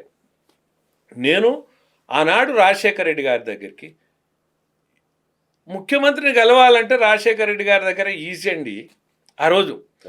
మరీ ముఖ్యమంత్రి రాజశేఖర రెడ్డి గారు ఏంటంటే, ఉద్యమ సంఘాలు ఎవరైనా అంటే కాజు మీద ఫైట్ చేసేటువంటి, నిబద్ధతతోటి ఫైట్ చేసేటువంటి ఏ ఉద్యమ సంఘానైనా, ఒక వల్లభనేని రవీంద్రరెడ్డి అనే కాదు, ఏ ఉద్యమ సంఘానైనా బాగా దగ్గర తీసుకునేవాడు, వినేవాడు. మేము వారానికి ఒకసారి కలిసేది, అంటే రిప్రజెంటేషన్స్ ఇచ్చేది, అంటే సభలు పెట్టేది, సమావేశాలు పెట్టేది, ఆందోళన చేసేది, రాస్తారోకోలు చేసేది, నిరసనలు చేసేది, దీక్షలు, సత్యాగ్రహ కూడా దీక్ష చేసిన ఇందిరా పార్క్ దగ్గర. నేను సత్యాగ్రహ దీక్ష చేసిన. ఈ అన్ని కార్యక్రమాలు చేస్తున్నటువంటి క్రమంలో నేను ఒకనాడు రాజశేఖర రెడ్డి గారిని కూడా, ఇక నాకు అంటే వారు కూడా వినతి పత్రాలు తీసుకోవడం, నవ్వడం, అంతవరకే మంచిదయా నీ పోరాటం బాగానే ఉంది అనడం కానీ దాంట్లో ఆయన చెలించలేదు. నేను ఒక దశలో వారిని నిలదీయడం జరిగింది. నేను ఒక 17 నిమిషాలు నాకు ఆయన వాగ్యుద్ధం జరిగింది. సార్ మీరు రాజకీయ పార్టీలు కొంగజపం చేస్తున్నాయి ఓట్ల కొరకు, మీరు ఇట్లా చేయడానికి వీల్లేదు. అగ్రవర్ణ పేదలు కూడా ఈ రాష్ట్రంలో అన్నాడు, ఉమ్మడి రాష్ట్రంలో 4వ వంతు జనాభా ఉన్నది. రెడ్లు, బ్రాహ్మణులు, వైశ్యులు, క్షత్రియులు, కమ్మలు, కాపులు, బలిజలు, ఒంటరిలు, తెలగలు, వెలమలు, ముస్లింలు, వీళ్ళల్లో కూడా 90% పేదరికం ఉంది. ఈ పేదరికం కొరకు మీరు కూడా పాటుపడాల్సినటువంటి అవసరం ఉంది అని అడగడం జరిగింది. అడిగితే అవునయా ఎస్సీ ఎస్టీల కాన్స్టిట్యూషన్ ప్రొవిజన్స్ ఉన్నాయి కదా, వీళ్ళకి ఎక్కడ ఉన్నాయి, నిజమే పేదరికం ఉంది కానీ నేను ఎక్కడ చేయగలను. లేదు సార్ ఎస్సీ ఎస్టీల కాన్స్టిట్యూషన్ ప్రొవిజన్స్ ఉన్నాయి కానీ బీసీలకు కూడా రిజర్వేషన్లు ఇస్తున్నారు, అందులో కూడా వెనుకబడిన వర్గాలుగా ఇస్తున్నాం, అంటే కులాలుగా కాదు వెనుకబడిన వర్గాలుగా ఇస్తున్నాం. అయినా మీరు ముస్లింలకు 4% రిజర్వేషన్లు ఇచ్చారు ఇటీవల కాలంలో. అవి మతపరమైన రిజర్వేషన్లు రాజ్యాంగమే ఒప్పుకోదు, వాళ్ళు పేదలు ఉండనే కదా మీరు ఇచ్చింది. అట్లాంటప్పుడు అగ్రవర్ణ పేదలకు కూడా ఇవ్వాలి కదా సార్, మీరు ఎందుకు ఇవ్వరు అనేటువంటిది నేను వాదించడం జరిగింది. అయినా మన మిగతా కులాల నాయకులు వాళ్ళ కుల ప్రయోజనాలతో పాటు వాళ్ళు పదవుల కొరకు ప్రాకులాడిన కుల ప్రయోజనాలు కాపాడుతుండ్రు. కానీ అగ్రకులాలకు చెందినటువంటి నాయకులు పదవుల పందెరంలోనే ఉన్నారు కానీ పేదల కొరకు లేరు, మిగతా వర్గాల కూడా కొంగజపం చేస్తున్నారు అని ఇట్లా అడగడం జరిగింది. అరే నువ్వు పోరాటం చేస్తున్నావు కదా అది ఇదని మాట్లాడిన తర్వాత, ఇది నేను ఒకవేళ అంటే అగ్రకులకు చెందిన వ్యక్తిగా అంటే ఆయన భావన ఉండవచ్చు, నేను ఇది ఒకవేళ నేను చేస్తే నన్ను కూడా మీ కుల వాళ్ళకే చేసుకున్నాం అనేటువంటి అపద్రవం కూడా నాకు వచ్చే ప్రమాదం ఉన్నటువంటి భావనతో అతను మాట్లాడడం జరిగింది. మాట్లాడి నన్ను పోవయ్య ఇది అయ్యేది కాదు పోయేది కాదు అన్నట్టు నెట్టేయడం జరిగింది. ఇట్లా చెయ్యి ఇట్లా అన్నాడు భుజం. ఆనాడు మేమేమన్నాం, ముఖ్యమంత్రి డౌన్ అగ్రవర్ణ పేదల ఐక్యత వర్ధిల్లాలి అని ఇక మేము బయటకు వచ్చి బైక్లు ఇవ్వడం జరిగింది. మేము ఓట్ల రాజకీయం చేస్తాం, మా ఓట్లు ఏందో మేము చెప్తాం, మాకెందుకు ఇయ్యరు అని ఈ విధంగా వివిధ ప్రశ్నలు చేయడం. ఆనాడు తెల్లారి అన్ని పేపర్లలో వచ్చింది, ఏది ఈబీసీల తోసివేత అని, గెంటు వేత అని, తోపులాట అని, ఏదేదో ఇక రకరకాలుగా అన్ని పేపర్లు రాశాయి. అయితే నేను ఆ తర్వాత క్రమంలో ఎందుకంటే దీన్ని చెప్పాలి, ఇది ఈ రిజర్వేషన్లు ఈడబ్ల్యూఎస్ ఎట్లొచ్చినాయి, కష్టపడకుండా వచ్చినాయి, ఉట్టినే వచ్చినాయి అని అందరు అంటారు కాబట్టి ఇది కూడా తొలగిపోవడానికి నేను చెప్పాల్సినటువంటి అవసరం ఉంది. ఆనాడు ఏం చేసిందంటే నేను బషీర్బాగ్ ప్రెస్ క్లబ్లో నేను ఒక సభ పెట్టడం జరిగింది. అగ్రకులాల పేదలు, వారి బాధలు, సామాజిక బాధ్యత, దాని మీదకి ఒక వేదిక మీదకి రాని మాదిగ దండోర మాలమానాన్ని పిలిచిన, కారం శివాజీని, జూపూడిని, మందకృష్ణను ఒకటే వేదిక మీదకి పిలిచిన. అదేవిధంగా బీసీ ఆర్ కృష్ణయ్య గారిని, వడ్డీ హక్కుల పోరాట సమితి తన్నీర్ ధర్మరాజును, ఎరకల హక్కుల పోరాట సమితి ఒలిగ ప్రభాకర్, ఇట్లా 43 కుల సంఘాలను ఆ వేదిక మీదకి పిలవడం జరిగింది. మరి ఇప్పుడు ఏ కులంలోనైనా పేదరికం ఉంది. ఈ పేదరికం అనేది మనం అంబేద్కర్ ఆశయం పేదరికం పోగొట్టాలి. మరి మనం కూడా అంబేద్కర్ ఆశయాల కొరకు మనం ప్రాకులాడినప్పుడు, కులతత్వం పోవాలన్నప్పుడు, సమానత్వం రావాలన్నప్పుడు పేదరికం పోయినప్పుడే కదా. మరి పేదరికం ఒక కులానికి అడ్డు కూడా కాకూడదు కదా అని నేను మాట్లాడిన సందర్భంలో వాళ్ళందరూ కూడా సంపూర్ణంగా పరిపూర్ణంగా మద్దతు ఇచ్చి వాళ్ళ అభిప్రాయాలు చెప్పడం జరిగింది. ఆ నెక్స్ట్ డే అన్ని పేపర్లల్లో ఒక దాంట్లో ఫ్రంట్ పేజీలు వచ్చింది, ఒక దాంట్లో వెనక పేజీలు వచ్చింది, ఒక దాంట్లో థర్డ్ పేజీలు వచ్చింది, పతాక శీర్షికలకు వచ్చింది. ఏది అగ్రవర్ణ పేదలను ఆదుకొని తీరాల్సిందే. ఎవరు? ఒక మందకృష్ణ మాది, ఒక జూపూడి, ఒక కారం శివాజీ, అట్లనే బెల్లయ్య నాయకు, ఏది లంబాడక్కుల పోరాట సమితి, ఇట్లా అంటే వీళ్ళందరి అభిప్రాయాలు కూడా ఆ పేపర్లలో వచ్చినప్పుడు ఇది ఎవరు కావాలంటున్నారు అగ్రవర్ణ పేదలకు? ఒక వల్లభరెడ్డి రవీంద్రరెడ్డిగా నేను పోరాటం చేసినా కూడా ఈ పేదలకు కావాలని మిగతా నిమ్న వర్గాలు కూడా అంటున్నాయి కదా, అవి కూడా పోరాటం చేసే వర్గాలు, అవన్నీ ఉద్యమ సంస్థలే. ఆనాడు బలంగా నడిచేటువంటి ఉద్యమ సంస్థలు మీకు కూడా తెలుసు. ఒక ఎంఆర్పిఎస్ ఉద్యమం నడుస్తున్నది, అట్లనే బీసీ ఉద్యమం నడుస్తున్నది, అట్లే ఈ లంబాడక్కుల పోరాట సమితి బెల్లయ్య నాయక్ ఉద్యమం కూడా నడుస్తున్నది. అదేవిధంగా ఈబీసీ ఉద్యమం కూడా అంతే బలంగా నడుస్తుంది ఆనాడు ఉమ్మడి రాష్ట్రం వల్ల. ఆ. అంటే దేశంలోనే ఈ పునాదులు అంటే ఈ రిజర్వేషన్లు అనేటువంటి బీసీ ఉద్యమానికైనా ఎంఆర్పిఎస్ వర్గీకరణ ఉద్యమానికైనా తర్వాత ఈడబ్ల్యూఎస్ రిజర్వేషన్లు ఈబీసీకైనా ఈ ఆంధ్రప్రదేశ్ ఉమ్మడి రాష్ట్రమే పునాది అంటున్నా. అవును, ఉమ్మడి రాష్ట్రమే పునాది. అయితే ఆ క్రమంలో ఆనాడు ఏమైందంటే సభలో మాట్లాడినటువంటి మద్దతు ఏదైతుందో ఆ మద్దతును చూసినటువంటి రాజశేఖర రెడ్డి గారు ఈ చరిత్ర అంతా తెలవాలి, తెలంగాణ ప్రజలకు, ఆంధ్ర ప్రజలకు, తెలుగు ప్రజలకు, భారతదేశానికి తెలవాలి. ఆనాడు రాజశేఖర రెడ్డి గారు ఏం చేశారంటే తులసిరెడ్డి గారు మీకు తెలుసు, తులసిరెడ్డి గారి ద్వారా నన్ను పిలిపించుకున్నారు 7:45 అయితే మేము కొద్దిమంది పోయినాం. సరే 8:30కు రాజశేఖర రెడ్డి గారి దగ్గరికి పోయిన తర్వాత వారు నన్ను ఒకటే హర్షించడం జరిగింది. నీ పోరాటంలో నిబద్ధతతో పాటు నువ్వు అందరి గుండెలను కదిలించడం, బడుగు బలహీన వర్గాల నుంచి ఈ యొక్క ఆకాంక్ష ఏదైతుందో, కావలసినటువంటిది ఏదైతుందో దాన్ని వాళ్ళ ద్వారా అనిపించినవు, వాళ్ళు కూడా నీకు సంపూర్ణంగా మద్దతు ఇచ్చారు అని వారు అప్రిషియేట్ చేయడం జరిగింది. చేసి తర్వాత అక్కడి నుంచే మేము మమ్మల్ని డి శ్రీనివాస్ గారిని కలవమంటే మేము అక్కడి నుంచే డి శ్రీనివాస్ గారి దగ్గర ఉన్నాం. డి శ్రీనివాస్ గారు ఎవరు? కాపు. వారెవరు? బీసీ. ఎందుకంటే ఇప్పుడు మున్నూరు కాపు తర్వాత ఇప్పుడు వీరు తీర్మానం మల్లన్న కాపే కదా. మరి ఆనాడు డి శ్రీనివాస్ కూడా కాపే కదా. ఆ డి శ్రీనివాస్ గారు అగ్రవర్ణ పేదలకు రిజర్వేషన్లు ఇవ్వాలి, అగ్రవర్ణ పేదలను ఆదుకోవాలి, ప్రభుత్వం కల్పించుకోవాలి, తక్షణమే చర్యలు తీసుకోవాలని నేను ఇచ్చిన రిప్రజెంటేటివ్ మీద రాసిండు. అది మేము తీసుకొని సాయంత్రం 4 గంటలకు నేను తులసిరెడ్డి గారు ఇంకో 2-3 పోయి మేమిద్దరం వెళ్ళాం. తులసిరెడ్డి గారు మా వాళ్ళు మేము సాయంత్రం సచివాలయం దగ్గరికి రాజశేఖర రెడ్డి గారి దగ్గరికి పోయినాం. పోయి వారు డి శ్రీనివాస్ గారు ఇచ్చినటువంటిది ఇచ్చిన తర్వాత వారు నెక్స్ట్ డే అగ్రవర్ణ పేదలకు స్కాలర్షిప్లని 2008లో ఇచ్చాడు, మంజూరు చేయడం జరిగింది. అంటే ఈ దేశంలో అగ్రవర్ణ పేదలకు స్కాలర్షిప్లు ఎక్కడ ఇవ్వలే.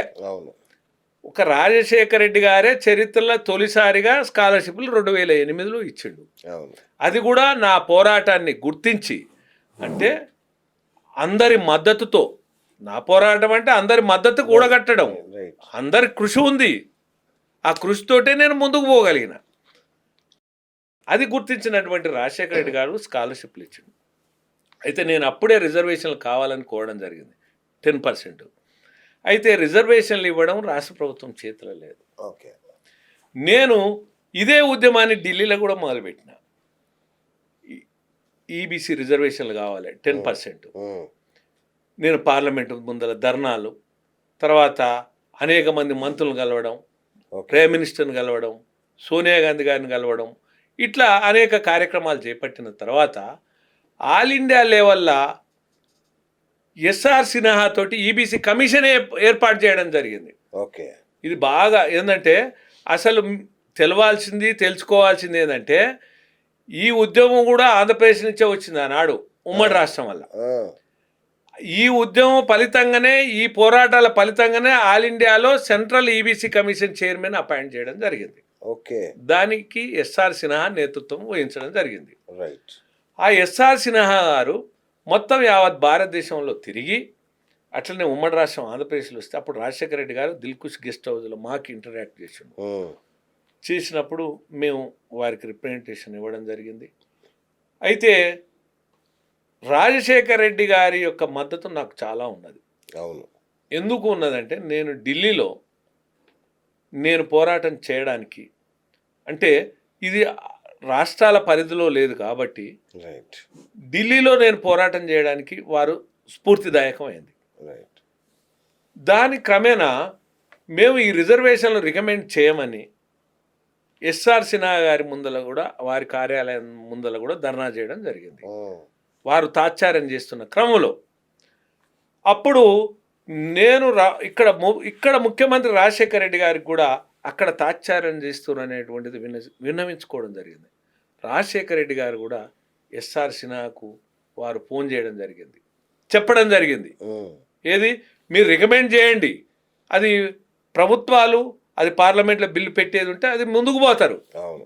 మీరైతే రికమెండేషన్స్ ఏదైతున్నాయో మీరు ఏది ఇవ్వదలుచుకుర్రో అది రికమెండేషన్ చేయమని చెప్పడం జరిగింది. అయితే ఆ తర్వాత వారు 10% రికమెండేషన్ చేయడం జరిగింది.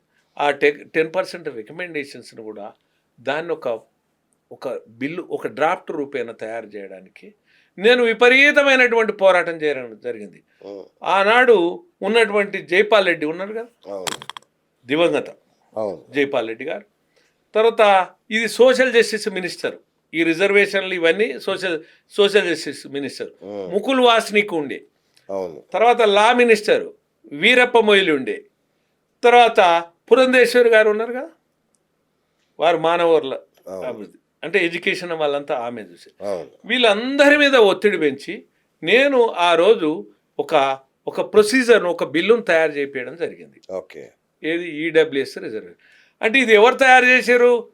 సోనియా గాంధీ చైర్పర్సను, మన్మోహన్ సింగ్ ప్రైమ్ మినిస్టరు, వారి కుమారుడు రాహుల్ గాంధీ, వారి ప్రభుత్వంలో నియమించిన ఎస్ఆర్ సిన్హా కమిషన్ రికమెండేషన్స్, వారి మంత్రివర్గంలోనే తయారైనటువంటిది రూపం, ఇది స్వరూపం. ఇది అంటే ఆ తర్వాత వచ్చిన క్రమంలో తెలంగాణ లొల్లి అంటే రాజశేఖర రెడ్డి చనిపోవడం, ఆ తర్వాత తెలంగాణ లొల్లి ముఖ్యమంత్రులు మారడం, అంటే అనిశ్చిత ఏర్పడడం. అందరు అభ్యంతరం కూడా అదే. మీరు అలా 2003లో మొదలు పెట్టారు, అలా 10లో వచ్చిందా? 10-9లో ఎక్కడిది? 19లో వచ్చింది. 3 రాలే, 10 రాలే. అయితే ఈ అనిశ్చితి అప్పుడు అంటే గవర్నమెంట్లు అప్పుడు అనిశ్చితి ఉండడం, తర్వాత అంతలే కాంగ్రెస్ పడిపోవడం అంటే ఓడిపోవడం, ఇవన్నీ జరిగినాయి. ఇవన్నీ జరిగిన దరిమిలా నేను ఆ పోరాటాన్ని ఆపలే. ఇదే విషయాన్ని మోడీ ప్రభుత్వం దృష్టి కూడా తీసుకుపోవడం జరిగింది. మోడీ గారు బీసీ ప్రధాని అండి,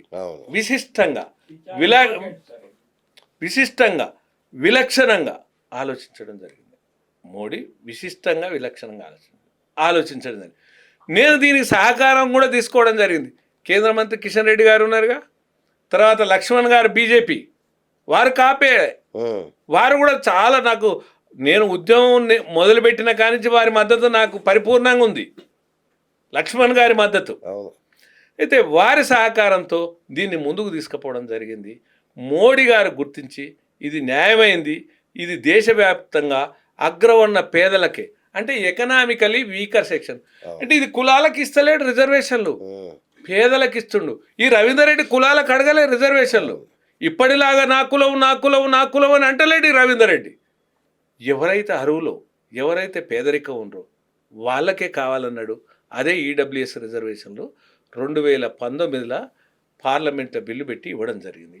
అది ఇప్పుడు నేను వెళ్దాక మీరు చెప్పారు కదా ఎట్లొచ్చింది ఏం సంగతి అంటే, ఇది మీకు ఇది ఏంటంటే 103 రాజ్యాంగ సవరణ ఉట్టినే రాలే, పార్లమెంట్ ఉభయ సభల ఆమోదం పొంది 103 రాజ్యాంగ సవరణ ద్వారా ఇది వచ్చింది. మోడీ గారు కూడా ఏదో ఆ మధ్య బీసీలో చేరిన ఓసీనే కదా.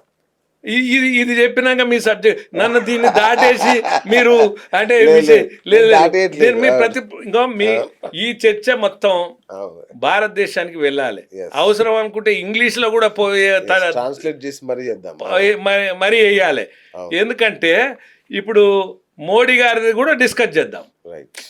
దాని తర్వాత లక్ష్మణ్ గారిది కూడా డిస్కస్ చేయాలి. లక్ష్మణ్ గారు కూడా మీ ఓడే ఒక మొన్నటి దాకా అది కూడా డిస్కస్ చేద్దాం. అన్ని చేద్దాం. అయితే 103 రాజ్యాంగ సవరణ తర్వాత ఇప్పుడు నేను మీకు చూపించాను కదా 103 రాజ్యాంగ సవరణ, ఈ పార్లమెంట్ బిల్లు పెట్టింది ఇక్కడ ఉంది కదా 103 అనేది ఉంది. తర్వాత ఇది ఏంటంటే రాజపత్రం అంటారు దీన్ని రాజపత్రం, గవర్నమెంట్ ఆఫ్ ఇండియా. అంటే రాజపత్రం ఎప్పుడైతుంది అంటే రాష్ట్రపతి ఆమోదం ముద్రేసినప్పుడు అవుతుంది. సో మొత్తం మీద 15 ఏళ్ళు పోరాటం చేసి ఇది చెప్పనియండి. ఇది చెప్పినాక ఒక నిమిషం అయినాక మీరు, ఎందుకంటే మళ్ళీ ప్రతి ప్రశ్నకు సమాధానం చెప్పాలి, నేను దాటవేయను. మీ ప్రతి ప్రశ్నకు దీటైన సమాధానమే చెప్తా. ఇగో ఇది రాజపత్రం అంటే ఇది గజిట్, ఇది ఇచ్చిండ్రు. ఏది మా ఈ రిజర్వేషన్ల మీద చట్టం ఆమోదించింది. తర్వాత 2019లో రిజర్వేషన్లు వస్తే దాన్ని ఏం చేసిందంటే government of India rules frame చేసింది. ఇగో ఇది రూల్స్ ఫ్రేమ్ చేసింది. మరి ఈ రూల్స్ ఏమని ఫ్రేమ్ చేసింది? అగ్రవర్ణ కులాలకని చేయలేదు. ఎవరు అర్హులో వాళ్ళకు కొన్ని నామ్స్ పారామీటర్స్ తయారు చేసింది. రిజర్వేషన్లు అంటే మీరు అనుకున్నట్టు జనాభా కులాలు నిష్పత్తి ప్రకారం ఇవ్వరండి, అర్హులకే ఇస్తారు. అందుకొరకు ఇది పారామీటర్స్ తయారు చేసింది. దీని తర్వాత 2019లో వస్తే ఈ రాష్ట్ర ప్రభుత్వాలు కూడా నిమ్మకు నీరెత్తినట్టు తెలంగాణ ప్రభుత్వం 2021లో అమలు చేసింది. అది కూడా నేను ఒత్తిడి పెంచంగా ఇది 2021లో 65వ జీవో తీసి ఇగో ఇది జీవో. అంటే మీకు ఈ జీవోలు తీసినాక ప్రతి ప్రశ్నకు నేను ప్రతి సమాధానం చెప్తా. ఇది ఆంధ్రప్రదేశ్ ప్రభుత్వం 2021లో. అయితే దీని మీద కొన్ని కోర్టులకు వాద్యాలు నడిచినాయి, కోర్టులు కూడా దీనికి అనుకూలంగా తీర్పులు ఇవ్వడం ఇవన్నీ జరిగినాయి. అంటే ఇది రిజర్వేషన్ల విధానం. ఈడబ్ల్యూఎస్కి ఎట్లా వచ్చినాయంటే ఉట్టియం రాలేదు, చట్టసభల ఆమోదమే వచ్చినాయి. పోరాటం తర్వాతనే వచ్చింది. సుదీర్ఘ పోరాటం తర్వాత వచ్చినాయి, చట్టబద్ధంగా వచ్చినాయి, న్యాయబద్ధంగా వచ్చినాయి. ఇప్పుడు మీరు అనేది మోడీ గురించి మళ్ళీ, ఎందుకంటే మనం మధ్యలో మర్చిపోవడానికి వీల్లేదు. నేనేమంటున్నానంటే మోడీ కూడా అప్పటికప్పుడు వచ్చిన ఆయన ఓసే, కానీ అప్పటికప్పుడు వచ్చిన బీసీ కాబట్టి తాజా బీసీ ఆయన తాజా బీసీ కాబట్టి మీరు అంటారు. కానీ మోడీ ఒకప్పుడు ఓసీ ఉండవచ్చు, అది 96లో. అయితే ఏ కులాలైనా మనం రాజ్యాంగం వల్ల నేను చదివినిపించిన ఏ కులాలనైనా తొలగించవచ్చు, చేర్చొచ్చు అనేది రాజ్యాంగం వల్ల లిఖించబడి ఉంది. అంటే వాళ్ళ నేపథ్యాన్ని బట్టి, వాళ్ళ యొక్క నేపథ్యాన్ని బట్టి, వాళ్ళ సామాజిక ఆర్థిక స్థితిగతులను బట్టి ఆ కులాలను మార్పులు చేర్పులు చేయడానికి వీలుంది అనేది, వర్గాలుగా విభజించడానికి వీలుంది అనేది మనం రాజ్యాంగం ఇంతకుముందే చదువుకున్నాం. ఓసీలో ఉన్నది బీసీలో మారింది, ఓసీలో ఉన్నది బీసీలో మారిండు, అంతే కదా. బీసీలో మారిన తర్వాత ఆయన బీసీ కదా, బీసీ అయిండు. ఆయన బీసీ ప్రధాని అయి ఉండి ఒక గొప్ప కార్యం శ్రీకారం చుట్టాడు. కానీ ఇక్కడ ఇప్పుడు తీర్మార్ మల్లన్న గారు కాంగ్రెస్ పార్టీలోనే ఉన్నారు. ఆయనకు బీఫామ్ ఇచ్చింది కాంగ్రెస్ పార్టీ కదా, అధికారంలో ఉన్నది కాంగ్రెస్ పార్టీ కదా. మరి ఈడబ్ల్యూఎస్ రిజర్వేషన్లకు పునాదులు వేసింది కూడా కాంగ్రెస్ పార్టీ కదా, రూపం దాల్చింది కూడా, డ్రాఫ్ట్ తయారు చేసింది కూడా కాంగ్రెస్ పార్టీ కదా. బిల్లు ప్రవేశపెట్టింది మోడీ అయి ఉండవచ్చు, కానీ ఆయన ఒక ఓటు కూడా చేంజ్ చేయలే. ఏదైతే కాంగ్రెస్ పార్టీ తయారు చేసిందో దాన్నే ప్రవేశపెట్టాడు. మరి దీంట్లో మొత్తం రాహుల్ గాంధీ పాత్ర ఉన్నదే కదా, సోనియా గాంధీ గారు పాత్ర ఉన్నది కదా, మన్మోహన్ సింగ్ గారి పాత్ర ఉన్నది కదా, దివంగత జైపాల్ రెడ్డి గారి పాత్ర ఉంది కదా, ఆనాడు పురంధేశ్వరి కాంగ్రెస్లోనే ఉన్నది కదా. మరి ఆనాడు ఉన్నటువంటి ముకుల్ వాస్నిక్ కాంగ్రెస్సే కదా, వీరప్ప మొయిలీ కాంగ్రెస్సే కదా. మరి వీరందరూ కాంగ్రెస్ వాళ్ళే కదా తయారు చేసింది. మరి ఇప్పుడు కాంగ్రెస్ వాళ్ళు తయారు చేసినటువంటి ఈడబ్ల్యూఎస్ రిజర్వేషన్లు కాంగ్రెస్లో ఉన్నటువంటి తీర్మార్ మల్లన్న మాట్లాడుతుండంటే అది ఎట్లొచ్చింది, ఎవరిచ్చారు, ఎందుకు వచ్చింది అనేది తెలుసుకోకుండా మాట్లాడడం ఎంతవరకు కరెక్ట్ అని మిమ్మల్ని నేను సూటి ప్రశ్న ఇస్తున్నాను. ఎందుకంటే ఎవరు అడిగారు, ఎవరిచ్చారు, ఎందుకు ఇచ్చారు? దానికంటే కూడా ప్రధానమైన ఆరోపణ ఏంటంటే ఈ యొక్క బీసీలో మిగతా కులాల వల్ల రిజర్వేషన్లను మీరు తినేస్తున్నారు. ఇది అసలైన ఆరోపణ. 103 రాజ్యాంగంలో ఏముందంటే 10% ఎవరిది తగ్గించకుండా, ఎవరి కోటా జోలికి పోకుండా ప్రత్యేకంగా రాజ్యాంగం రూపొందించింది. నా ఎస్సీల జోలికి పోయేది లేదు, నా ఎస్టీలకు పోయేది లేదు, నా బీసీలకు పోయేది లేదు. వీరికి ప్రత్యేకంగా 10% ఇచ్చింది. ఇంకా తగ్గేది ఎక్కడిది, ఇంకా పెరిగేది ఎక్కడిది, ఉన్నది తీసుకునేది ఎక్కడిది? అంటే 100లో 10% మీరు తీసేసుకోండి. అవును, ఇప్పుడు 90లోనే పంచుకోవాలిగా. 100లో 10% అంటే వినండి, 90లో పంచుకోవడం కాదు, 100 నిష్పత్తి అనేది 100కు ఉంటుంది. 50%లో 27% బీసీలకు ఇచ్చారు, మిగతాది ఎస్సీ ఎస్టీలు మిగిలిన వర్గాలకు ఇచ్చారు. 10% ఈబీసీలో ఈడబ్ల్యూఎస్కి ఇచ్చారు. తర్వాత మిగతా 40% ఉంటుంది కదా, రిజర్వేషన్ పోగా 40% ఉంటుంది కదా. 40% open category, general category. Open అంటే నా ఎస్సీ, నా ఎస్టీ, నా బీసీ, నా ఓసీ, ఎవరైనా. తర్వాత వీళ్ళు 10% అర్హులైన వాళ్ళే వస్తారండి. ఇప్పుడు ఓసీలేందండి, ఎవడు పేదోడో, ఎవడు అర్హుడో, ఎవడు అవసరం ఉందో అతడే వస్తాడు కదా. అయినా నేను అడుగుతున్నా, మీరు 50% జనాభా ఉందా అంటున్నారు మీరు. సరే, దానికి కూడా నిర్దిష్టంగా, నిగూఢంగా, నిజాయితీగా లెక్కించాల్సిన అవసరం ఉంది, గణించాల్సిన అవసరం ఉంది, రైట్, శాస్త్రీయంగా. సరే, మీ మాటే అనుకుందాం. 50% జనాభా ఉంటే 27% మీకు రిజర్వేషన్లు ఉన్నాయి కదా. మరి అగ్రవర్ణాలది కూడా 25% జనాభా ఉందండి. మరి వాళ్ళకు 10% ఇవ్వడం వల్ల తప్పేంది? ఓపెన్ కేటగిరీలో మీకే వస్తాయి కదా అన్ని. అరే, ఇక్కడ మనం శ్రీనివాసులు గారు, మీరు తీర్మార్ మల్లన్న లాగా మీరు కూడా తిరకాసు పెడుతున్నారు. ఈ ఓపెన్ కేటగిరీలా మాకు రావండి అంటే ఈ బీసీలకు, ఈడబ్ల్యూఎస్లకు రావు. ఎందుకు వస్తాయి చెప్తా. ఓపెన్ కేటగిరీలా అందరికీ వస్తాయి. అదే సార్, అదే చెప్తున్నా, అందరికీ వచ్చే దాంట్లో అందరికీ వస్తాయి. ఎవడు పోటీ పడగలడు అందులో? ఎవరి దగ్గర అయితే డబ్బులుండి, ఎవరైతే మంచి శిక్షణ తీసుకోగలిగి, ఎవరైతే బాగా చదువుకోగలిగి, ఎవరైతే సామాజికంగా కాస్త ఆర్థిక పరిపుష్టి ఉన్న వాళ్ళు ముందు రాగలుగుతారు. రైట్, మీ మాటే నిజం అనుకుందాం. అది ఓసీల దగ్గరే ఉంది. అదే ఇప్పుడు పెద్ద నెపము, అదే పెద్ద శాపము, పెద్ద నెపము, పెద్ద శాపము. ఏంటంటే ఏ కులాలనైనా ధనవంతులు ఉన్నారు, పేదవాళ్ళు ఉన్నారు. నా ఎస్సీలలో ఉన్నారు, ఎస్టీలలో ఉన్నారు, బీసీలలో ఉన్నారు, ఓసీలలో ఉన్నారు. ఏ కులాలనైనా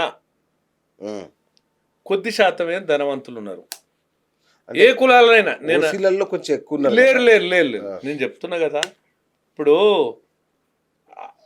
ఆనాడు రాజశేఖర్, నేను అదే మాట్లాడడం జరిగింది. ఆనాడు రాజశేఖర రెడ్డి అయినంత మాత్రం అందరు రాజశేఖర రెడ్డి గారు, ఒక కొనిజెట్టి రోషయ్య అయితే అందరు రోషయ్యలు గారు, నాటి చంద్రబాబులు అయితే అందరు చంద్రబాబులు గారు అని ఆ రోజే చెప్పడం జరిగింది. ఈరోజు కూడా నేను మీకు చెప్పడం ఏంటంటే, ముఖ్యమంత్రి రేవంత్ రెడ్డి అయితే అందరు రేవంత్ రెడ్డిలో అవుతామా అండి? పొంగులేటి శ్రీనివాసరెడ్డి అయితే అందరు పొంగులేట్లు అవుతారా అండి? అందరు కోమటిరెడ్డి రాజగోపాల్ రెడ్డి, కోమటిరెడ్డి వెంకరెడ్డి అయితే అందరు కోమటిరెడ్డిలు అవుతారా అండి? 43 మంది ఎమ్మెల్యేలు ఉన్నారు. మీకు అది కూడా ఒక అక్కసు ఉంది. దాన్ని అదొక సబ్జెక్టు, తర్వాత మాట్లాడదాం. కాబట్టి ఆ 43 మంది ఎమ్మెల్యేలు ఉంటే, తర్వాత ముఖ్యమంత్రి రేవంత్ రెడ్డి ఉంటే, మరి ఈ పేదలకు ఏం మేలు ఒరుగుతుందండి?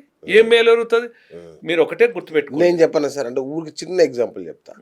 మీరు అన్న పాయింట్ మీద, ఇప్పుడు టీశాట్ అని గవర్నమెంట్ ఒక ఛానల్ నడిపిస్తుంటారు, రైట్? ఆ ఛానల్లో నిన్న వాళ్ళు వచ్చి నాకు కలిసిపోయారు. కొత్తగా ఒక రెడ్డి గారిని అపాయింట్ చేశారు, ఇంకో రెడ్డిని తీసేసి దాన్ని చైర్మన్గా ఇంకొక రెడ్డి గారిని అపాయింట్ చేశారు. ఓకే. చేసిన వెంటనే అందులో ఉన్న బీసీ ఉద్యోగులందరినీ తీసేసి దాదాపు 16-17 మందిని తొలగించి ఆ ప్లేస్లలో మొత్తం రెడ్లతో నింపేశారంట.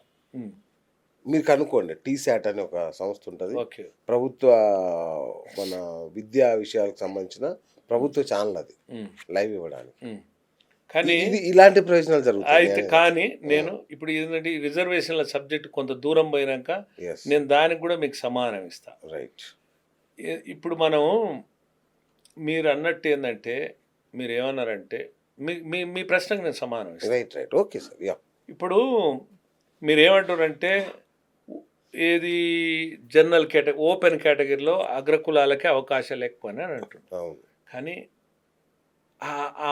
అది అనడం పొరపాటు అంటున్నా. ఎందుకంటున్నంటే, మిగతా కులాలను అవమానించడమే. అంటే వాళ్ళలో ప్రతిభ లేదా, వాళ్ళలో పట్టుదల లేదా?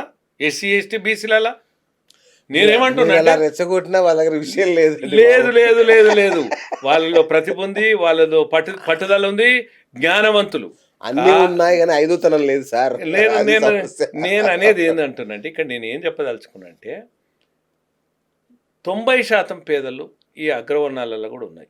అగ్రవర్ణాలలో 90% ఉంది. మీకు తెలుసండి, శ్రీమంతులు, సిరిమంతులు, వ్యాపారవేత్తలు, తర్వాత ధనవంతులు, కుబేరులు, మంత్రులు, ఎమ్మెల్యేలు, జమీందారులు, జాగీర్దారులు మీరు అన్నట్టు ఈ అగ్రకులాలలో ఉన్నారు, మిగిలిన కులాలలో కూడా ఉన్నారు. తక్కువ ఉన్నారు, అల్లా ఉన్నారు, ఎల్లనైనా ఉన్నారు. కానీ మీరు గమనించాల్సింది ఏంటంటే, ఈ ప్రతి ధనికుడు దరిద్రులకు చుట్టంగాడండి. ధనికుడు దరిద్రులకు చుట్టంగాడు. దరిద్రుడికి ధనికుడు ఎప్పుడు చుట్టం అవుతాడంటే ఓటు అనేది అవసరం ఉన్నప్పుడే చుట్టం అవుతాడు. తర్వాత ఇప్పుడు ఒక రవీంద్ర రెడ్డి ఫోన్ చేస్తే ఎత్తామను ఏ ఎమ్మెల్యే ఎత్తాడో ఎగ్జాంపుల్ చెప్తున్నాను నేను. 43 మంది ఎమ్మెల్యే గ్యారంటీగా ఎత్తారు.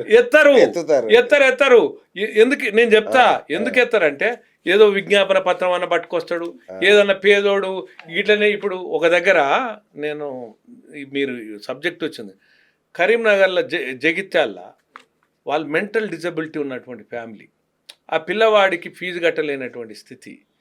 ఆ స్థితి ఇప్పుడు నేను ఆదుకోగలుగుతుంటే నాకున్న శక్తి మేరకు కొంత సపోర్ట్ చేయగలుగుతానేమో, అంటే అది కూడా త్యాగ గుణం ఉన్నప్పుడే చేయగలుగుతాం మనం. కానీ అదే ప్రభుత్వం ద్వారానైతే లక్షలాది మందికి మేలు జరుగుతుంది. నేను ఆ ఫీ రియంబర్స్మెంట్ పెట్టియడం వల్ల ఈనాడు 24 లక్షల మందికి బెనిఫిట్ అయింది. అగ్రికల్చర్, బీఈడి, లా, మెడిసిన్, అంటే ఉమ్మడి రాష్ట్రంలో అప్పటి నుంచి ఇప్పటి వరకు. కాబట్టి లక్షలాది మందికి బెనిఫిట్ అయ్యేది ప్రభుత్వం ద్వారా. నేను అతను ఫీజు కట్టలేని పరిస్థితి ఉంటే నేను కొంతమంది అంటే మీరు అన్నట్టు ఇప్పుడు అది కరెక్ట్ సందర్భం వచ్చింది.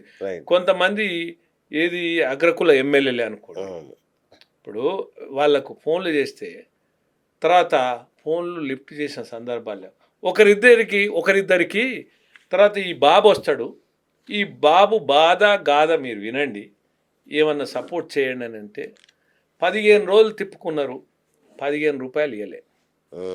15 రూపాయలు ఇవ్వాలి. నేను ఆ అబ్బాయిని కూడా తీసుకొస్తా, తర్వాత మీకు ముందర ప్రదర్శిస్తా. అంటే ఆ బాబు రెడ్డి అబ్బాయి ఫీజు కట్టలేకపోయాడు. అంటే నేను ఏమంటున్నా అంటే చూడండి, త్యాగ గుణం, దాన గుణం, ధర్మగుణం దోచుకుంటూనికి ఎక్కడుంటుంది? మనం అది అర్థం చేసుకోవాలి. దోచుకునేటోడు ఎల్లనైనా ఉన్నాడు, దాచుకునేటోడు ఎల్లనైనా ఉన్నాడు, అల్లా ఉన్నాడు, ఇల్లా ఉన్నాడు, ఎల్లనైనా ఉన్నాడు. కాబట్టి దాన్ని దృష్టిలో పెట్టుకొని మీరు అపవాదులేసి ఈ అగ్రకులం అనేది నిందించి ప్రత్యేకంగా రెడ్లది అని నిందించడం చాలా బాధాకరం. అయితే మీకు ఒక నేపథ్యం మీరు అంటే మీ దాంట్లో సహేతుకమైనటువంటి వాదన కూడా ఉంది, నేను కాదనలేను. ఎందుకంటే నాటి నుండి నేటి వరకు రెడ్లు పాలిస్తున్నారు, అంటే రెడ్లు వెలమలు, కమ్మలు, రెడ్లదే ఆధిపత్యం. తెలంగాణలో మొదటి నుంచి రెడ్లదే ఆధిపత్యం, ఎవరు కాదనలేని సత్యం అది. అయితే రెడ్లు పాలిస్తున్నారు. నేను ఇప్పుడు ఒక ఉదాహరణ చెప్పిన. అయితే ఏ రెడ్లైనా వాళ్ళు ఎంతసేపు ఉన్నా అంటే పాలించే వాళ్ళని మాట్లాడుతున్నాను నేను. అవునవును. అధికార దాహంతో, తర్వాత సంపాదన ధ్యేయంతో వాళ్ళు ప్రవర్తిస్తున్నారు. అటువంటి వాళ్ళకి అవకాశాలు వస్తున్నాయండి. ఇప్పుడు మీరు ఒకటి ఉదాహరణ తీసుకోండి. రవీందర్ రెడ్డి గారు ఒక్కరు మంచోళ్ళైనంత మాత్రాన మీరు ఇట్లా మాట్లాడడం తగదు సార్. మీరు నన్నే ఉదాహరణ తీసుకోండి. సరే, ఇప్పుడు నన్నే ఉదాహరణ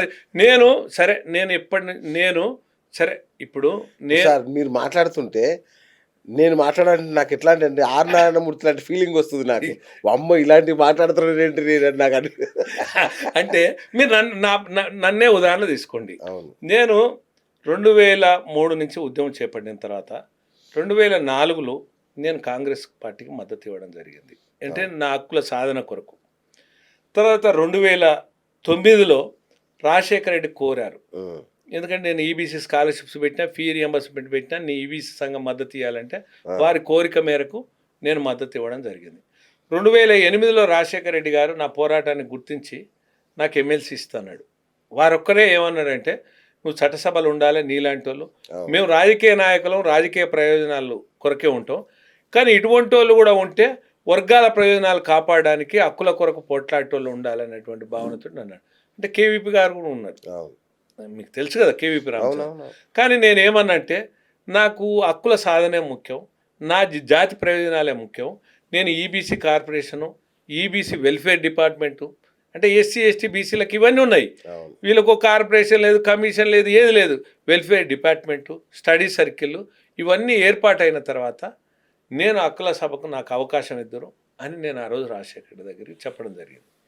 తర్వాత 2009 ఎలక్షన్లో గెలిచిన తర్వాత ఆయన కొద్ది కాలం బతుకుంటే ఈబీసీ వెల్ఫేర్ డిపార్ట్మెంట్ అయ్యేది, కార్పొరేషన్ అయ్యేది, కమిషన్ అయ్యేది, స్టడీ సర్కిల్ అయ్యేది. అప్పుడు నాకు అవకాశం ఇచ్చేవాడు. నేను అవకాశం ఇచ్చినా నేను సమాజ హితం కొరకే పనిచేసేవాడిని. అయితే 2009 పోయిందా, 2004లో పనిచేసిన, 2009లో కాంగ్రెస్ పార్టీ గెలుపు కొరకు పనిచేసిన, 2014లో కూడా కాంగ్రెస్ పార్టీకి గెలుపు కొరకు పనిచేసిన, 2018లో కూడా కాంగ్రెస్ పార్టీ గెలుపు కొరకు పనిచేసిన, 2023లో కూడా కాంగ్రెస్ పార్టీకి గెలుపు కొరకు పనిచేసిన. కేసీఆర్ కో హటావో, కాంగ్రెస్ కో జితావో, తెలంగాణకో బచావో అని. ఎందుకు అంటే నేను ఒక ఉద్యమకారునిగా కేసీఆర్ ఒక నియంతలాగా బిహేవ్ చేయడం, ప్రజా సంఘాలను ఉద్యమ సంఘాలను కలుసుకోకపోవడం ఇది కరెక్ట్ కాదనిపించింది. నేను మొన్న కూడా కాంగ్రెస్కే మద్దతు ఇవ్వడం, మా ఈబీ సంఘం మద్దతు ఇచ్చిన, నేను రాష్ట్ర వ్యాప్తంగా తిరిగిన. మరి నేనేమన్నా ఎమ్మెల్యేనైనా, నేనేమన్నా ఎమ్మెల్సీనైనా, నేనేమన్నా మంత్రినైనా, ఇంకోటి అయినా, మరి నాకేది అవకాశం? ఇప్పుడు నీలాంటి వాళ్ళు అనేక మంది ప్రశ్నలు వేస్తారు. ఏంటి సార్ మీరు చట్టసభలు ఉండాలి కదా, మీరు ఎప్పటి నుంచో చూస్తున్నాం అంటారు. మరి ఏందంటావు కారణం? మీరు కింగ్ మేకర్ సార్, మీరు కింగ్ మేకర్. ఎట్లా కింగ్ అవ్వాల్సిన అవసరంలా అంటే కింగ్ మేకర్ అంటే ఏంది చెప్తా. మీ చేతిలో 43 ఎమ్మెల్యేలు ఉన్నారు. అరే నా ఫోన్లు ఎత్తలేదు ఒక పేద పిల్లవాడికి. మంత్రులు ఉన్నారు. వినండి, శ్రీనివాస్ గారు కావాలంటే చేస్తారు సార్. శ్రీనివాస్ గారు వినండి, అదే నేను చట్టసభలు ఉంటే వర్గ ప్రయోజనాలను, సామాజిక ప్రయోజనాలను ఒక ప్రశ్నించే గొంతుగా నేను కూడా పోరాడేవాడిని హక్కుల సభలు ఉంటే. మరి నాకు అవకాశం ఎందుకు ఇవ్వలేదు అంటే కేవలం నేపథ్యం ఏంటంటే, మీరు గమనించాల్సింది ఏంటంటే, చరిత్ర నిర్మించిన కదా మీరు, అవునన్నా కాదన్నా, చరిత్రనైతే నిర్మించిన కదా. నా చరిత్రనైతే ఎవరు చెడపలేరు, తుడపలేరు కదా. ఈనాడు భారతదేశ వ్యాప్తంగా ఈడబ్ల్యూఎస్ రిజర్వేషన్లు పెట్టించిన, ఉమ్మడి రాష్ట్రంలో స్కాలర్షిప్స్ ఫీ రియంబర్స్మెంట్ పెట్టించిన, తర్వాత నేను ఎంఆర్పిఎస్ ఉద్యమంలో భాగస్వామ్యమైన, అదేవిధంగా బీసీ హక్కుల కొరకు పోరాటం చేసిన, వికలాంగుల ఉద్యమంలో పాల్గొన్న, హోంగార్డు వేతనాల పెంపు ఉద్యమంలో, తర్వాత వయో పరిమితి నిరుద్యోగులు పెంచే విధంగా అనేకటువంటి ఉద్యమాలలో పాల్గొన్నా. అదేవిధంగా తెలంగాణ ఉద్యమంలో కూడా 2001 నుంచి 3 వరకు కేసీఆర్ తోటే ఉన్నాను నేను తెలంగాణ ఉద్యమంలో. తర్వాత రెండో దశ ఉద్యమంలో కూడా తెలంగాణ పోరాటంలో. మరి నేను ఒక ఉద్యమకారునిగా, ఒక చరిత్ర నిర్మించిన వ్యక్తిగా నాకేమేమో అవకాశాలు వచ్చినాయి చెప్పండి. మీలాంటి వాళ్ళు నిన్న కూడా ఒక వ్యక్తి అడిగిండు, మీలాగా మీరు రెడ్లు అంటే, అవునా అదే గమనించండి, రెడ్లు అంటే ఏ రెడ్లకు అధికారం వస్తుంది, ఏ రెడ్లకు అవకాశం వస్తుందో అది తెలుసుకోండి అంటున్నా నేను. మీరు అది తెలుసుకొని మాట్లాడండి అని అంటున్నా. అందరిని ఒకటే గాడిలో కట్టేసి మాకు ఒక ముసుగు తొడిగి మమ్మల్ని అవమానాలు, ఆత్మాభిమానం, ఆత్మగౌరవం, వీటిని అవమానాలు అంటారా? వీటిని అవమానాలు. అరే ఇంకా నువ్వు ఎల్లాక చెప్పినావా, రెడ్లు ఉచ్చలు తాగరంటే అర్థమైందయ్యా? ఒక్కటే మాట సార్, రెడ్డి నా కొడుకులు ఉచ్చలు తాగరంటే అర్థమైంది. ఫస్ట్ అన్నది ఒక రెడ్డి, ఒక పిల్లాడు మెసేజ్ చేశాడు మల్లన్నకి, మీరు బీసీలు అంతా రెడ్లో ఉచ్చ తాగండ్రా అన్నందుకు ప్రతిగా ఆయన మాట్లాడాడు. విషయం ఇదేనా? ఇక్కడ ఆగండి, దీనికి సమానం చెప్దాం. అయితే నిజమే అనుకుందాం, ఒక రెడ్డి అబ్బాయి మాట్లాడడం పొరపాటు, అది అట్లా మాట్లాడడం మెసేజ్ పెట్టడానికి వీల్లేదు, అది తప్పు, నేను కూడా ఖండిస్తున్నా. కానీ నిజంగా మెసేజ్ పెడితే అది రాంగ్ మెసేజే కదా, అంతే కదా. దాని మీద ప్రభుత్వం చర్యలు తీసుకోవాలి కదా, నువ్వు ఫిర్యాదు చేయాలి కదా. ఏ పోలీస్ స్టేషన్లో అయినా తీర్మార్ మల్లనే వ్యక్తి, ఫలాని వ్యక్తి నా మీద అసభ్యంగా మాట్లాడిండని ఫిర్యాదు చేసిండా? చేయలేదు. తర్వాత ఇది ప్రభుత్వమైన సుమోటగా స్వీకరించి దీన్ని ప్రభుత్వమైన కేసు నమోదు చేసిందా? చేయలేదు. మరి నిజం అనుకోవాలనా, ఇది నిరాధారమైన అబద్ధం అనుకోవాలన్నా మీరు చెప్పండి. నేను మిమ్మల్ని చూటి ప్రశ్నిస్తున్నాను. నేను మిమ్మల్ని శ్రీనివాసులు గారని ఒక పదం దూషించిన, మీరు ఊరుకుంటారా అండి? నన్నైతే కొట్టలేరు, నన్నైతే తిట్టలేరు, కానీ చట్టపరంగా మీరు పోతారు కదా. చట్టం తెలిసిన వ్యక్తి, చట్టసభలో ఉన్న వ్యక్తి, చదువుకున్న వ్యక్తి, మరి ఒకడు దుర్భాషలాడినప్పుడు అతని మీద చర్యలు ఉపక్రమించాలి కదా. అంటే ఇక్కడనే మీరు అర్థం చేసుకోండి, అంటే అది నిజం కాదనేది అర్థం చేసుకోండి. అది నిజమే అయితే నువ్వు ఫిర్యాదు చేయాలి, ఇది తెలవాలి తెలుగు ప్రజలకు. మీరు ఉట్టిగానే అయిన కామెంట్స్ రకరకాల, నేను మాట్లాడుతున్నప్పుడు కూడా కొంతమంది మంచి అనొచ్చు, కొంతమంది చెడు అనొచ్చు, రాంగ్ కామెంట్స్ పెడతారు, అవి సద్విమర్శగా తీసుకోవాలి. కానీ దానికి ప్రతివిమర్శ చేయొద్దు, దానికి దూషణలు కరెక్ట్ కాదు. నిజమే అనుకుందాం, అవి దూషణలు కరెక్టా? సమస్త జాతిని ఆ విధంగా మాట్లాడొచ్చా? అంటే కుల విద్వేషాలు రెచ్చగొట్టొచ్చా? కాబట్టి అతను మాట్లాడడం తప్పు, దాన్ని ప్రభుత్వం ఉపేక్షించడం అంతకంటే తప్పని నేను చెప్తున్నా నేను. సో మొత్తం సస్పెండ్ చేశారుగా. అంటే నేను అనేది అండి, ఇక్కడ నేను రాజకీయాల నేను ఉద్యమకారిని. తర్వాత సరే ఎలక్షన్లు వచ్చినప్పుడు నేను కాంగ్రెస్ పార్టీకి మద్దతు ఇచ్చిన మాట వాస్తవం. కానీ ఇప్పుడు నేను మీ ఛానల్కి వచ్చి రాజకీయాలకు అతీతంగా మాట్లాడుతున్నాను. కరెక్ట్. రాజకీయాలకు అతీతంగానే మాట్లాడదలుచుకున్నా, వాస్తవాలు మాట్లాడదలుచుకున్నా. వాస్తవాలు, రియాలిటీ అసలు ఏం జరుగుతుంది. అయితే అతను కాంగ్రెస్ పార్టీలో సస్పెండ్ చేసిండా చేయలేదనేది కాంగ్రెస్ యొక్క వాళ్ళ యొక్క అంతర్గత విషయం. నేనేం మాట్లాడుతున్నా అంటే సామాజిక స్పృహ ఉన్న వ్యక్తిగా, సహజీవిగా, సంఘజీవిగా, సంఘటితమైన మమేకమై మనం జీవనం కొనసాగించేటువంటి ఈ క్రమంలో ఈ విద్వేషాలు రెచ్చగొట్టడం కరెక్ట్ కాదని నేను చెప్తున్నాను. ఇది కరెక్ట్ కాదు. అయినా మీరు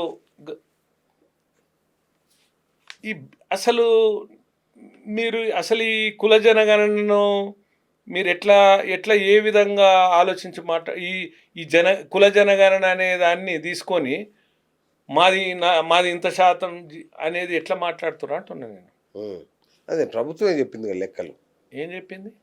కులగణన బీసీల సంఖ్య ఎక్కువ ఉందని చెప్పింది కదా. అంటే బీసీల సంఖ్య ఎక్కువ, ఇంకోటి ఓసీల సంఖ్య కూడా పెరిగింది విచిత్రంగా ఎక్కడ పెరగలేదు, చాలా ఎక్కువ పెరిగింది. ఇప్పుడు మీరు చూడండి, ఇది ఫస్ట్ మనం ఇప్పుడు కుల జనగణన అనేది అసలు రాష్ట్ర ప్రభుత్వాలు చేయొచ్చు. ప్రతి 10 సంవత్సరాలకు జనగణన కేంద్ర ప్రభుత్వం చేస్తుంది. 2011లో చేసింది కేంద్ర ప్రభుత్వం, 2021లో చేయాలి. కానీ 2021లో చేయడానికి పాండమిక్ సిచ్యువేషన్, కోవిడ్ సిచ్యువేషన్ తోటి చేయలేకపోయింది. చేస్తుండొచ్చు. కానీ రాష్ట్ర ప్రభుత్వాలు కొన్ని ప్రత్యేక పరిస్థితులలో రిజర్వేషన్ల కొరకు కొన్ని ప్రత్యేక పరిస్థితులలో చేస్తాయి. ఇది కుల జనగణన. మరి ఇక్కడ దేని కొరకు చేస్తున్నారు కుల జనగణన చెప్పండి? అంటే దేని పథకాలు అందజేయడం కోసం, సంక్షేమ పథకాలైనా, అభివృద్ధి పథకాలైనా, ఉద్యోగాలైనా, ఉపాధి అయినా ఎవరికి అందాలి మీరు చెప్పండి? పేదలకే అందాలి, అర్హులకే అందాలి. అర్హులకే అందాలిగా. ఇప్పుడు కరెక్ట్ సబ్జెక్టుకి వచ్చారు మీరు. మరి అర్హులు ఎవరో తయారు చేయాలి కదా. అర్హులు ఎవరో తయారు చేయాలి కదా. ఆ వెనుకబడిన వర్గాలు ఏదైతే ఉన్నదో అర్హులు ఎవరో తయారు చేయాలి కదా. ఇప్పుడు ఎస్సీలు అడగలేదు, ఎస్టీలు అడగలేదు. సరే ఎస్సీలకు చేసారు, ఎస్టీలకు చేసారు, ఓసీలకు చేసారు, బీసీలకు కూడా చేసారు, అందరు చేశారు. కానీ ఇప్పుడు బీసీలదే మన దగ్గర ఇప్పుడు నడుస్తున్నటువంటి చర్చ. మరి అర్హుల జాబితా తయారు చేయాలా లేదా? చేయాలిగా. మరి అర్హుల జాబితా తయారు చేశారా? అర్హులు అంటే ఏంది? బీసీలంతా అర్హులే. అక్కడనే మీరు సమాజాన్ని తప్పుతో పట్టిస్తున్నారు. బీసీలంతా అర్హులు కాదండి. వెనుకబడిన వర్గాలే అర్హులు. వెనుకబడిన వర్గాలు ఎవరో తేల్చాలి. అంటే డెడికేషన్ కమిషన్ వేసి శాస్త్రీయంగా అధ్యయనం చేసి తర్వాత ఏ కులాలు వెనుకబడిన వర్గాలుగా వస్తాయి వాటిని పరిగణించి వాటిని ఒక జాబితా తయారు చేసి ఆ తర్వాత టోటల్ సంఖ్య చెప్పాలి. అది అంత ధైర్యం పార్టీలకు లేదుగా. మరి అంత ధైర్యం పార్టీలకు లేదు. ఇదే విషయం వచ్చిందండి, ఇవాళ రాలేదు. మీకు తెలుసు, మీకు గుర్తుండొచ్చు 2011లో ఇదే నేను అదే అంటున్నా. ఇప్పుడు మున్నూరు కాపుల్ని బీసీలోంచి తొలగించాలనేది గత 60-70 ఏళ్ళుగా నడుస్తుంది చర్చ. అవును. ఒకసారి తీశారు, మళ్ళీ పెట్టారు, మళ్ళీ శివశంకర్ గారు వచ్చి మళ్ళీ వేయించుకున్నాడు బీసీల్లోకి. ఆయన అగ్రకులమైనా సరే బీసీల్లోకి మార్చుకున్నారు. అవకాశాలన్నీ బీసీలకు రావాల్సిన అవకాశాలన్నీ ఈ యొక్క మున్నూరు కాపులే బీసీల రూపంలో తన్నుకెళ్ళిపోతున్నారు. ఆ కాపులు అంటే ఎవరు? మళ్ళీ మీరే రెడ్ల మరో రూపమే కాపులు. అవును. ఇక బీసీలకు ఫలాలు అందేది ఎప్పుడు? వాళ్ళు బాగుపడేది ఎప్పుడు? ఇది కూడా మీరు అడిగింది కూడా మంచి ప్రశ్న. ఇప్పుడు నేను ఏమంటున్నా అంటే 2011లో ఇదే సమస్య ఉత్పన్నమైంది. అప్పుడు కూడా ఏమైందంటే ఈ కుల సంఘాలు ఆనాడు కూడా అంటే ఎప్పుడు కూడా రాజకీయ పార్టీలు అధికారం ఉన్న వాళ్ళు ఏం చేస్తారంటే వాళ్ళ అవసరం కొరకు ఉమ్, స్వార్థ ప్రయోజనాల కొరకు ఉమ్, విద్వేషాలను రెచ్చగొడతారు. అవును. ఆనాడు కిరణ్ కుమార్ రెడ్డి 2011లో ముఖ్యమంత్రి ఉన్నప్పుడు కూడా అప్పుడు ఇదే డి శ్రీనివాసులు గారు ఉన్నారు కదా, అవును. బొత్స సత్యనారాయణ, అవును. వీళ్ళందరూ కూడా వాళ్ళ రాజకీయ వైరుధ్యాలతోటి ఇదే సమస్య ఉత్పన్నమైంది. ఓకే. ఏది బీసీలకు బీసీలకు 27% నుంచి 50% రిజర్వేషన్లు కావాలి విద్యా ఉపాధి ప్రజాప్రతినిధ్యం అన్నప్పుడు ఏమైందంటే దానికి బీసీ కుల సంఘాలు ఉన్నాయి కదా అవును. ఆనాడు కూడా. ఇప్పుడు బీసీ కుల సంఘాలు అంటే మీకు తెలుసు కదా, అవునవునవును. దాదాపు 250 కులాలు ఉన్నాయి కదా, 130 కులాలు ఉన్నాయి. కానీ ఆ, ఇందులో పనిచేసేటువంటి కుల సంఘాలు ఆ రోజు అవును. మాది మా జనాభా 50% ఉంది, మాకు రిజర్వేషన్లు కావాలనేటువంటిది వచ్చింది. ఇప్పుడు వచ్చినట్టే, ఎస్, అవును. ఇప్పుడు వచ్చినట్టే వచ్చింది. అవును. వస్తే నాడు ఏం జరిగిందంటే దానికి కిరణ్ కుమార్ రెడ్డి గారు జస్టిస్ సుబ్రహ్మణ్యం కమిటీ వేసి ఉమ్, ఆ సుబ్రహ్మణ్యం గారు ఏం చేశారంటే 27 నుంచి 50% రిజర్వేషన్ల పెంపుపై బహిరంగ విచారణ, అభ్యంతరాల స్వీకరణ అనేది ఒకటి గజెట్ నోటిఫికేషన్ ఇచ్చింది, పబ్లిక్ నోటిఫికేషన్ ఇచ్చి. రైట్. ఇది కొత్తపేటలో బాబు జగజీవనరావు హాల్లో ఉమ్, పబ్లిక్ నోటిఫికేషన్ ఇచ్చిండు. ఓకే. అప్పుడు కూడా గిట్లనే జరిగింది. ఓకే. ఎట్లా జరిగిందంటే రిజర్వేషన్లు పెంచకపోతే ఈ రాష్ట్రం అగ్నిగుండం మారుస్తాం ఆ, ఎవరన్నారు? ఆర్ కృష్ణయ్య. ఆహా, వీళ్ళంతా ఆనాడున్న ఇవే బీసీ సంఘాలు. అవును. అంటే ఈ తీన్మార్ మల్లన్న ఆ రోజు లేడు అనుకోండి, రైట్. వీళ్ళంతా బీసీ సంఘాలు మాకు పెంచాల్సిందే, పెంచకపోతే అగ్నిగుండంగా మారుస్తామని ఇదే విధంగా చేయడం జరిగింది. అవును. దీనికి ప్రభుత్వం కూడా స్పందించి కొంతమేరకు ముందుకు పోయింది. ముందుకు పోయిన తర్వాత నేను కూడా ప్రభుత్వానికి నివేదికలు ఇవ్వడం జరిగింది. ఉమ్, నా యొక్క ప్రధానమైన డిమాండ్ ఆనాడు జస్టిస్ సుబ్రహ్మణ్యం కమిటీ ముందల కానీ ముఖ్యమంత్రి కిరణ్ కుమార్ రెడ్డి ముందల కానీ ఉంచడం జరిగింది. ఏంటంటే మీరు రిజర్వేషన్లు అనే దానికి పెంచే అధికారం మీకు లేదు, ఉమ్, కానీ మీరు సిఫారసు చేసే అధికారం ఉండవచ్చు. ఉమ్, కానీ నిజమైన బీసీల జాబితా ఎవరైతే నిజమైన బీసీ బీదలు ఉండరో, ఎవరైతే అర్హులైనటువంటి బీసీలు ఉండరో వాళ్ళకు అవకాశాలు అందాలి. పెంచే శాతం ఉంటే పెంచుకున్నా మాకేం లేదు, దాన్ని సిఫారసు చేసిన ఏం లేదు. కాబట్టి ఏవైతే పారామీటర్స్ ఉన్నాయో, రాజ్యాంగం పారామీటర్స్ ఏవైతే ఉన్నాయో దాని ప్రకారంగా మీరు ఫస్ట్ శాస్త్రీయమైన గణన చేయండి, ఆ నిఘంటువు తేల్చండి, ఆ డెడికేషన్ కమిషన్ ద్వారా ఆ నిఘంటువు తేల్చండి. అంటే ఎవరు అర్హుల జాబితాను తయారు చేయమని నేను డిమాండ్ పెట్టడం జరిగింది. ఉమ్. మీకు పాయింట్ అర్థమైందా? అర్థమైంది. రమ్ము. ఇది తెలుగు ప్రజలందరికీ కూడా తెలవాలి. ఆ, ఆనాడు దాని ఆధారంగా చేసుకొని జస్టిస్ సుబ్రహ్మణ్యం పబ్లిక్ హియరింగ్ పెట్టిన తర్వాత ఆయనకు వచ్చినటువంటి సమాచారం మేరకు ఆనాడు ముఖ్యమంత్రి ముందల ఒక సమాచారం ఉంచడం జరిగింది. ఓకే. ఎందుకంటే ఇది కూడా చెప్పాలి, మీరు కాపుల విషయం వచ్చింది కదా, మీరు రెడ్లైనా కాపులైనా అనేది చెప్తున్నారు కాబట్టి ఇంకా అదంతా మనం వివరణాత్మకంగానే మాట్లాడదాం. రైట్. అయితే ఆ రోజు ఏమైందంటే ప్రభుత్వానికి అందిన నివేదిక అంటే ప్రభుత్వానికి అందిన సమాచారం మేరకు బీసీడీలో ఉన్నటువంటి కాపులు ఏదైతే ఉన్నారో వాళ్ళలో సామాజిక వెనుకబాటు లేదు. ఉమ్, అంటే ఇప్పుడు అన్ని కులాలలో ఆర్థిక వెనుకబాటు ఉంది. అవును. కానీ వెనుకబడిన వర్గానికే రిజర్వేషన్ అన్నాడు కదా, ఉమ్, ఆర్టికల్ 16 క్లాజ్ 4 వెనుకబడిన వర్గానికే అన్నాడు. మరి వెనుకబడిన వర్గం అంటే సామాజిక వెనుకబాటు కాదు కదా, ఆర్థిక వెనుకబాటు కావాలి. అవును. కాబట్టి వీళ్ళకు సామాజిక వెనుకబాటు లేదు కాబట్టి వీళ్ళను రిజర్వేషన్ల జాబితా నుంచి తొలగిస్తా అని చెప్పడం జరిగింది. ఉమ్, జస్టిస్ సుబ్రహ్మణ్యం ఆ ఒపీనియన్ వారు ఒక ఒపీనియన్కి వచ్చిన తర్వాత శాస్త్రీయంగా ఈ పని చేసిన తర్వాత మేము జనాభా నిష్పత్తి అప్పుడు టోటల్ తేల్చి దాని రిజర్వేషన్లకు ఎంత శాతం రికమెండ్ చేయాలో అంత సిఫారసు చేద్దాం. దాని అంటే అర్హులైనది తేల్చాలి కదా ఫస్ట్. కరెక్ట్. అంటే ఆ క్రమంలో ఏమైందంటే ఒక విప్లవంలాగా వచ్చినట్టు వాళ్ళు మీరు 29/1/2011 నాటి పేపర్లు మీరు ఇప్పుడు గూగుల్లో కొట్టినా అవును. పేపర్లో కొట్టినా సమాచారం వస్తుంది.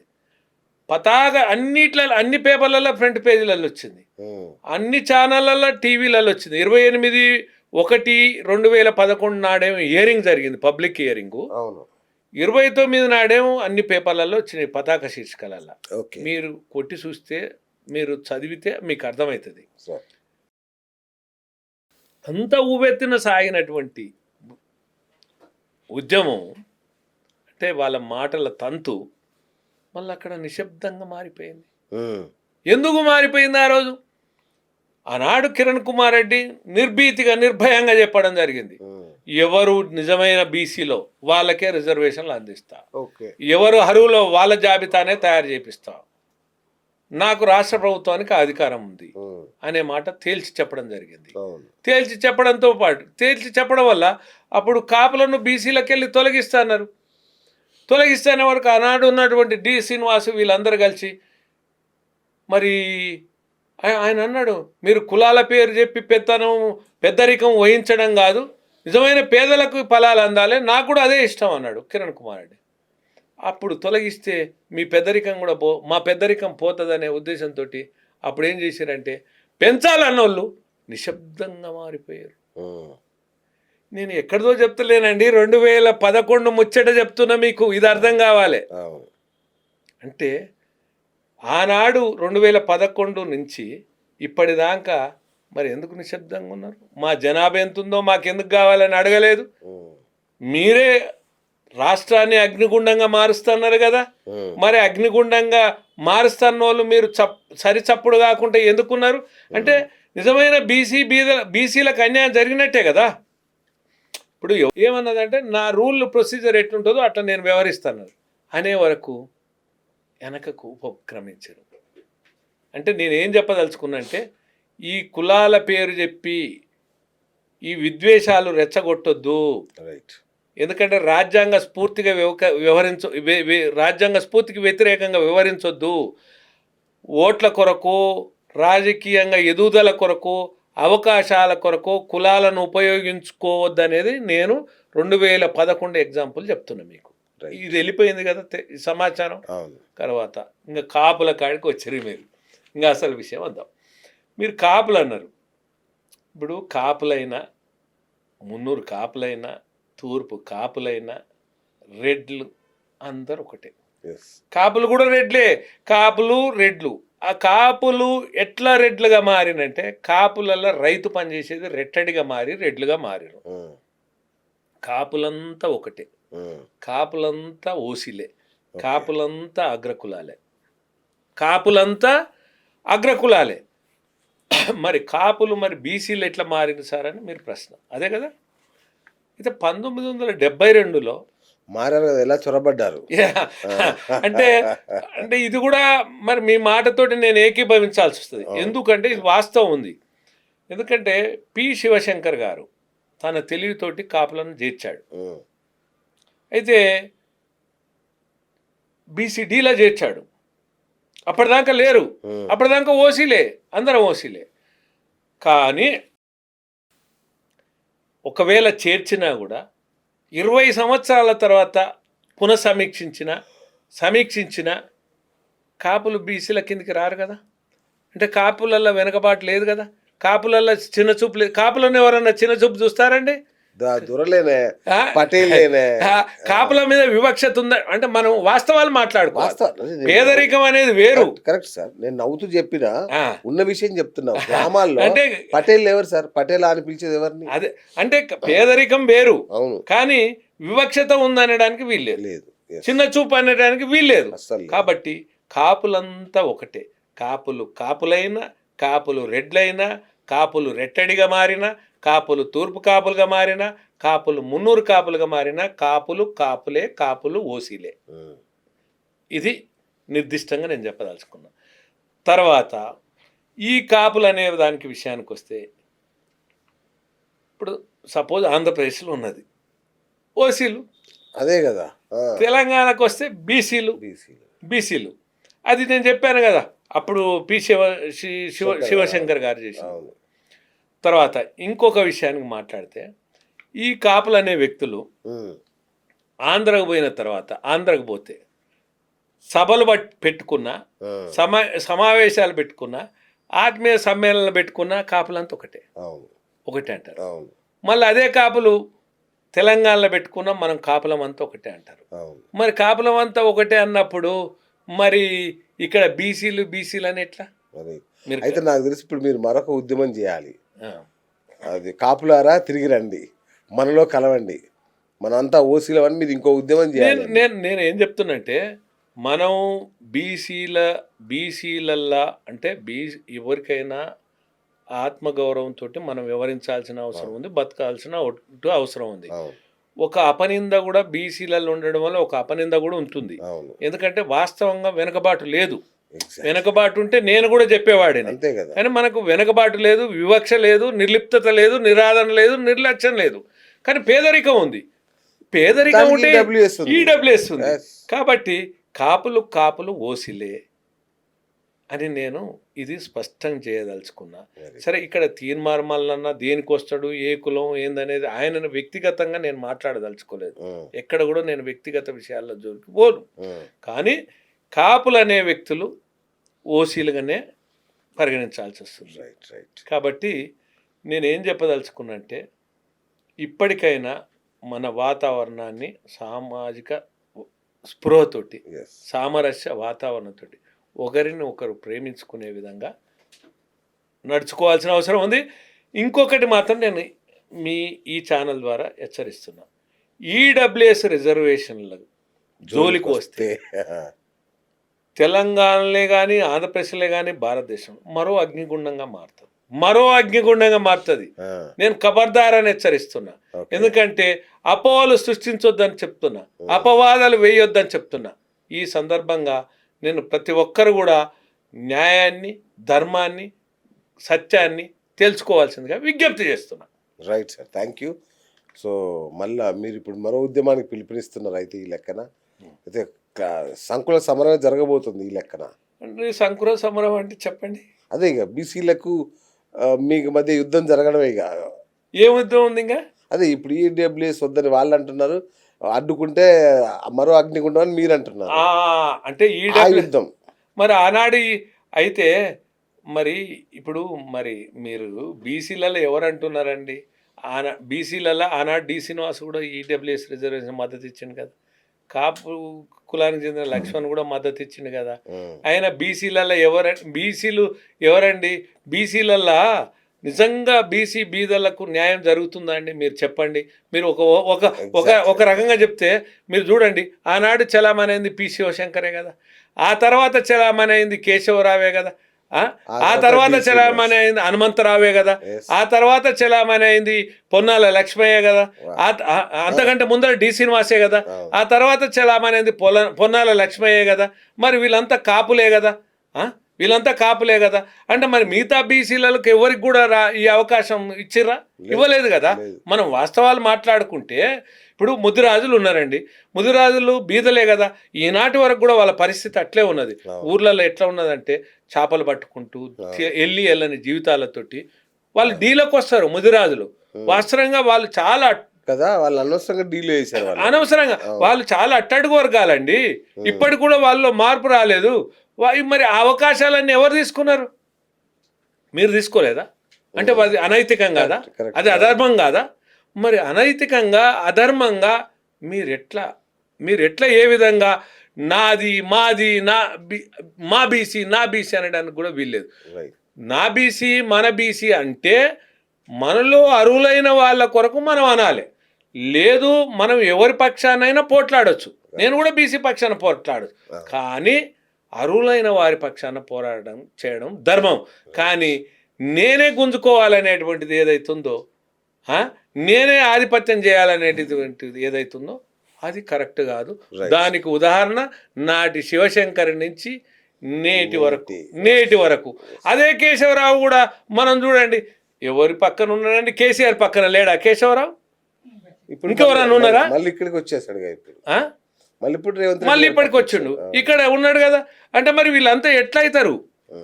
ఇప్పుడు బీసీ బీదల పక్షాన ఎట్లా పోరాటాలు చేశారు? ఎక్కడ చేశారు? అంటే ఆధిపత్యం కొరకే పోరాటం అంటారా?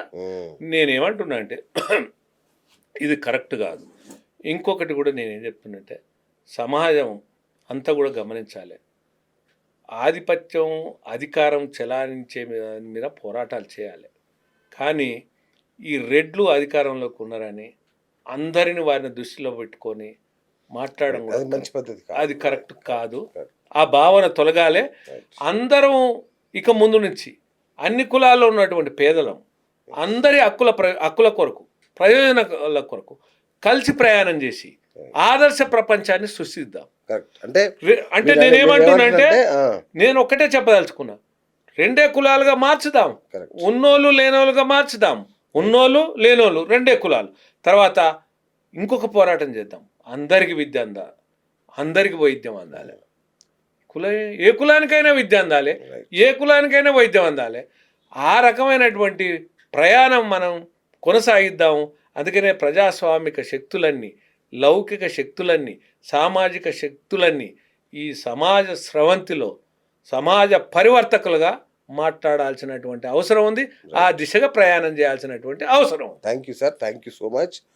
అంటే మీరు అన్నది ఏంటంటే నాకు అర్థమైంది ఏంటంటే మీరుండే జూబ్లీహిల్స్, మేము ఉండే బోరబండ మధ్యలో రెండు కలపాలంటారు మీరు. అంతే కదా.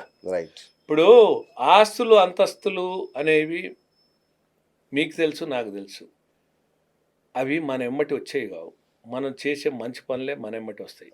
కానీ ఇంత తెలిసినా కూడా దోచుకోవడం, దాచుకోవడానికే ప్రాధాన్యత ఇస్తారు. అది వ్యవస్థల అది జరుగుతున్నటువంటి తీరు. అది కూడా ఒకసారి విపరీత బుద్ధి వినాశన కాలం అన్నట్టుగా.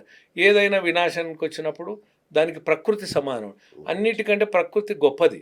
ప్రకృతి ముందర ఎవరేం చేయలేరు. ప్రకృతి అనేది తలుచుకుంటే ఎవరిని ఎక్కడ పండబెట్టాలనో, ఎవరిని ఎక్కడ ఉంచాలనో అక్కడనే ఉంటుంది. మార్పు అనేది వాతావరణంలో పీడనం లాంటిది. కనపడుతుందా? అదే సార్, ఏది ఏమైనా బీసీ, ఎస్సీ, ఎస్టీలు కూడా ఒకనాడు మీలాగా జూబ్లీహిల్స్లో ఉండాలని కోరుకుందాం. అంతే కదా. నాకేముందండి, నేను మీలాగంటే అగ్రవర్ణాల్లాగా అంటే రైట్, అగ్రగామిగా ఉండాలి. అగ్రవర్ణాల కాదు, అందరం అగ్రగామిగా ఉండాలి. ఎస్సీ అంటున్నా, అదే కోరుకుంటున్నా, అందరం కూడా జూబ్లీహిల్స్ చేరుకుందాం అంటున్నా. అంతే. ఒక జూబ్లీహిల్స్ ఏందండి, అధికారాలలో కూడా నేనేమంటున్నా, ఇప్పుడు ఎస్సీ, ఎస్టీ, బీసీలు, మైనార్టీలు కానీ ఓసీల పేదలు కూడా, అగ్రవర్ణ పేదలు కూడా అందరు కూడా అగ్రగామిగా బతకాలి. తర్వాత నాకేం వ్యతిరేకం అండి, ఇప్పుడు బీసీ ప్రధాని మోడీ అయ్యిండు ఈ దేశానికి. ఇప్పుడు అందరూ ఆయనకు పరిపూర్ణంగా మద్దతు దొరికితేనే ఆయన మూడోసారి ప్రధాని కాగలిగిండు. మా అగ్రవర్ణ పేదలు కూడా వారి కోట్లు వేసారు. ఒక బీసీ అని వేయకుండా ఉండలేదు. ఎందుకు వేసారు? ఆయన యొక్క విలక్షణాన్ని చూసి వేసారు. అట్లనే నేనేమంటున్నంటే మాకు బీసీ ముఖ్యమంత్రి అయితే ఏం నష్టం అండి? మాకేమో నష్టమవుతుంది. బీసీ ప్రధాని మాకు ఈడబ్ల్యూఎస్ రిజర్వేషన్లు చేసి పెట్టిండు. బీసీ ముఖ్యమంత్రి అయితే ఇంకో గొప్ప పని చేస్తాడు. ఎక్కడున్నా వడ్డించేవాడు మనోడు ఉంటే చాలంటారు. అంతేనా? వడ్డించేవాడు మనోడు ఎక్కడండి? మనోడు వడ్డించకనే కదా నేను అనేది. ఇప్పుడు మనోడు ఇదొక్క పాయింట్ వెళ్ళిపోవాలి. మళ్ళీ మీరు అడ్డం మాట్లాడి ఇది తిరిగెళ్ళబోతుంది.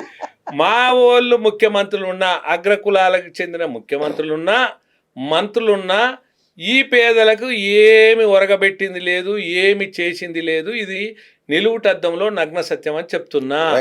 అందుకనే త్యాగగుణం ఉన్నోడు, పాలన దక్షణ ఉన్నోడు, అందరికి సౌభాగ్యం కోరేవాడు బీసీ అయినా, ఎస్సీ అయినా, ఎస్టీ అయినా ముఖ్యమంత్రి అయితే మాకు మంచిది. మంచిది నేను కూడా కావాలని కోరుకుంటున్నా. కాబట్టి దీన్ని మాత్రం ఈ కులాల అంతరంగాలతోటి మీరు వేరు అటుపోయి ఇటుపోయి మళ్ళీ అట్లా తీసుకురాకండి అని చెప్తున్నా. Thank you sir, thank you. నమస్తే, థ్యాంక్ యూ. సో ఇది ఇవాళ బిఎస్ టాక్ షో. నేను మీ బిఎస్ సైనింగ్ ఆఫ్.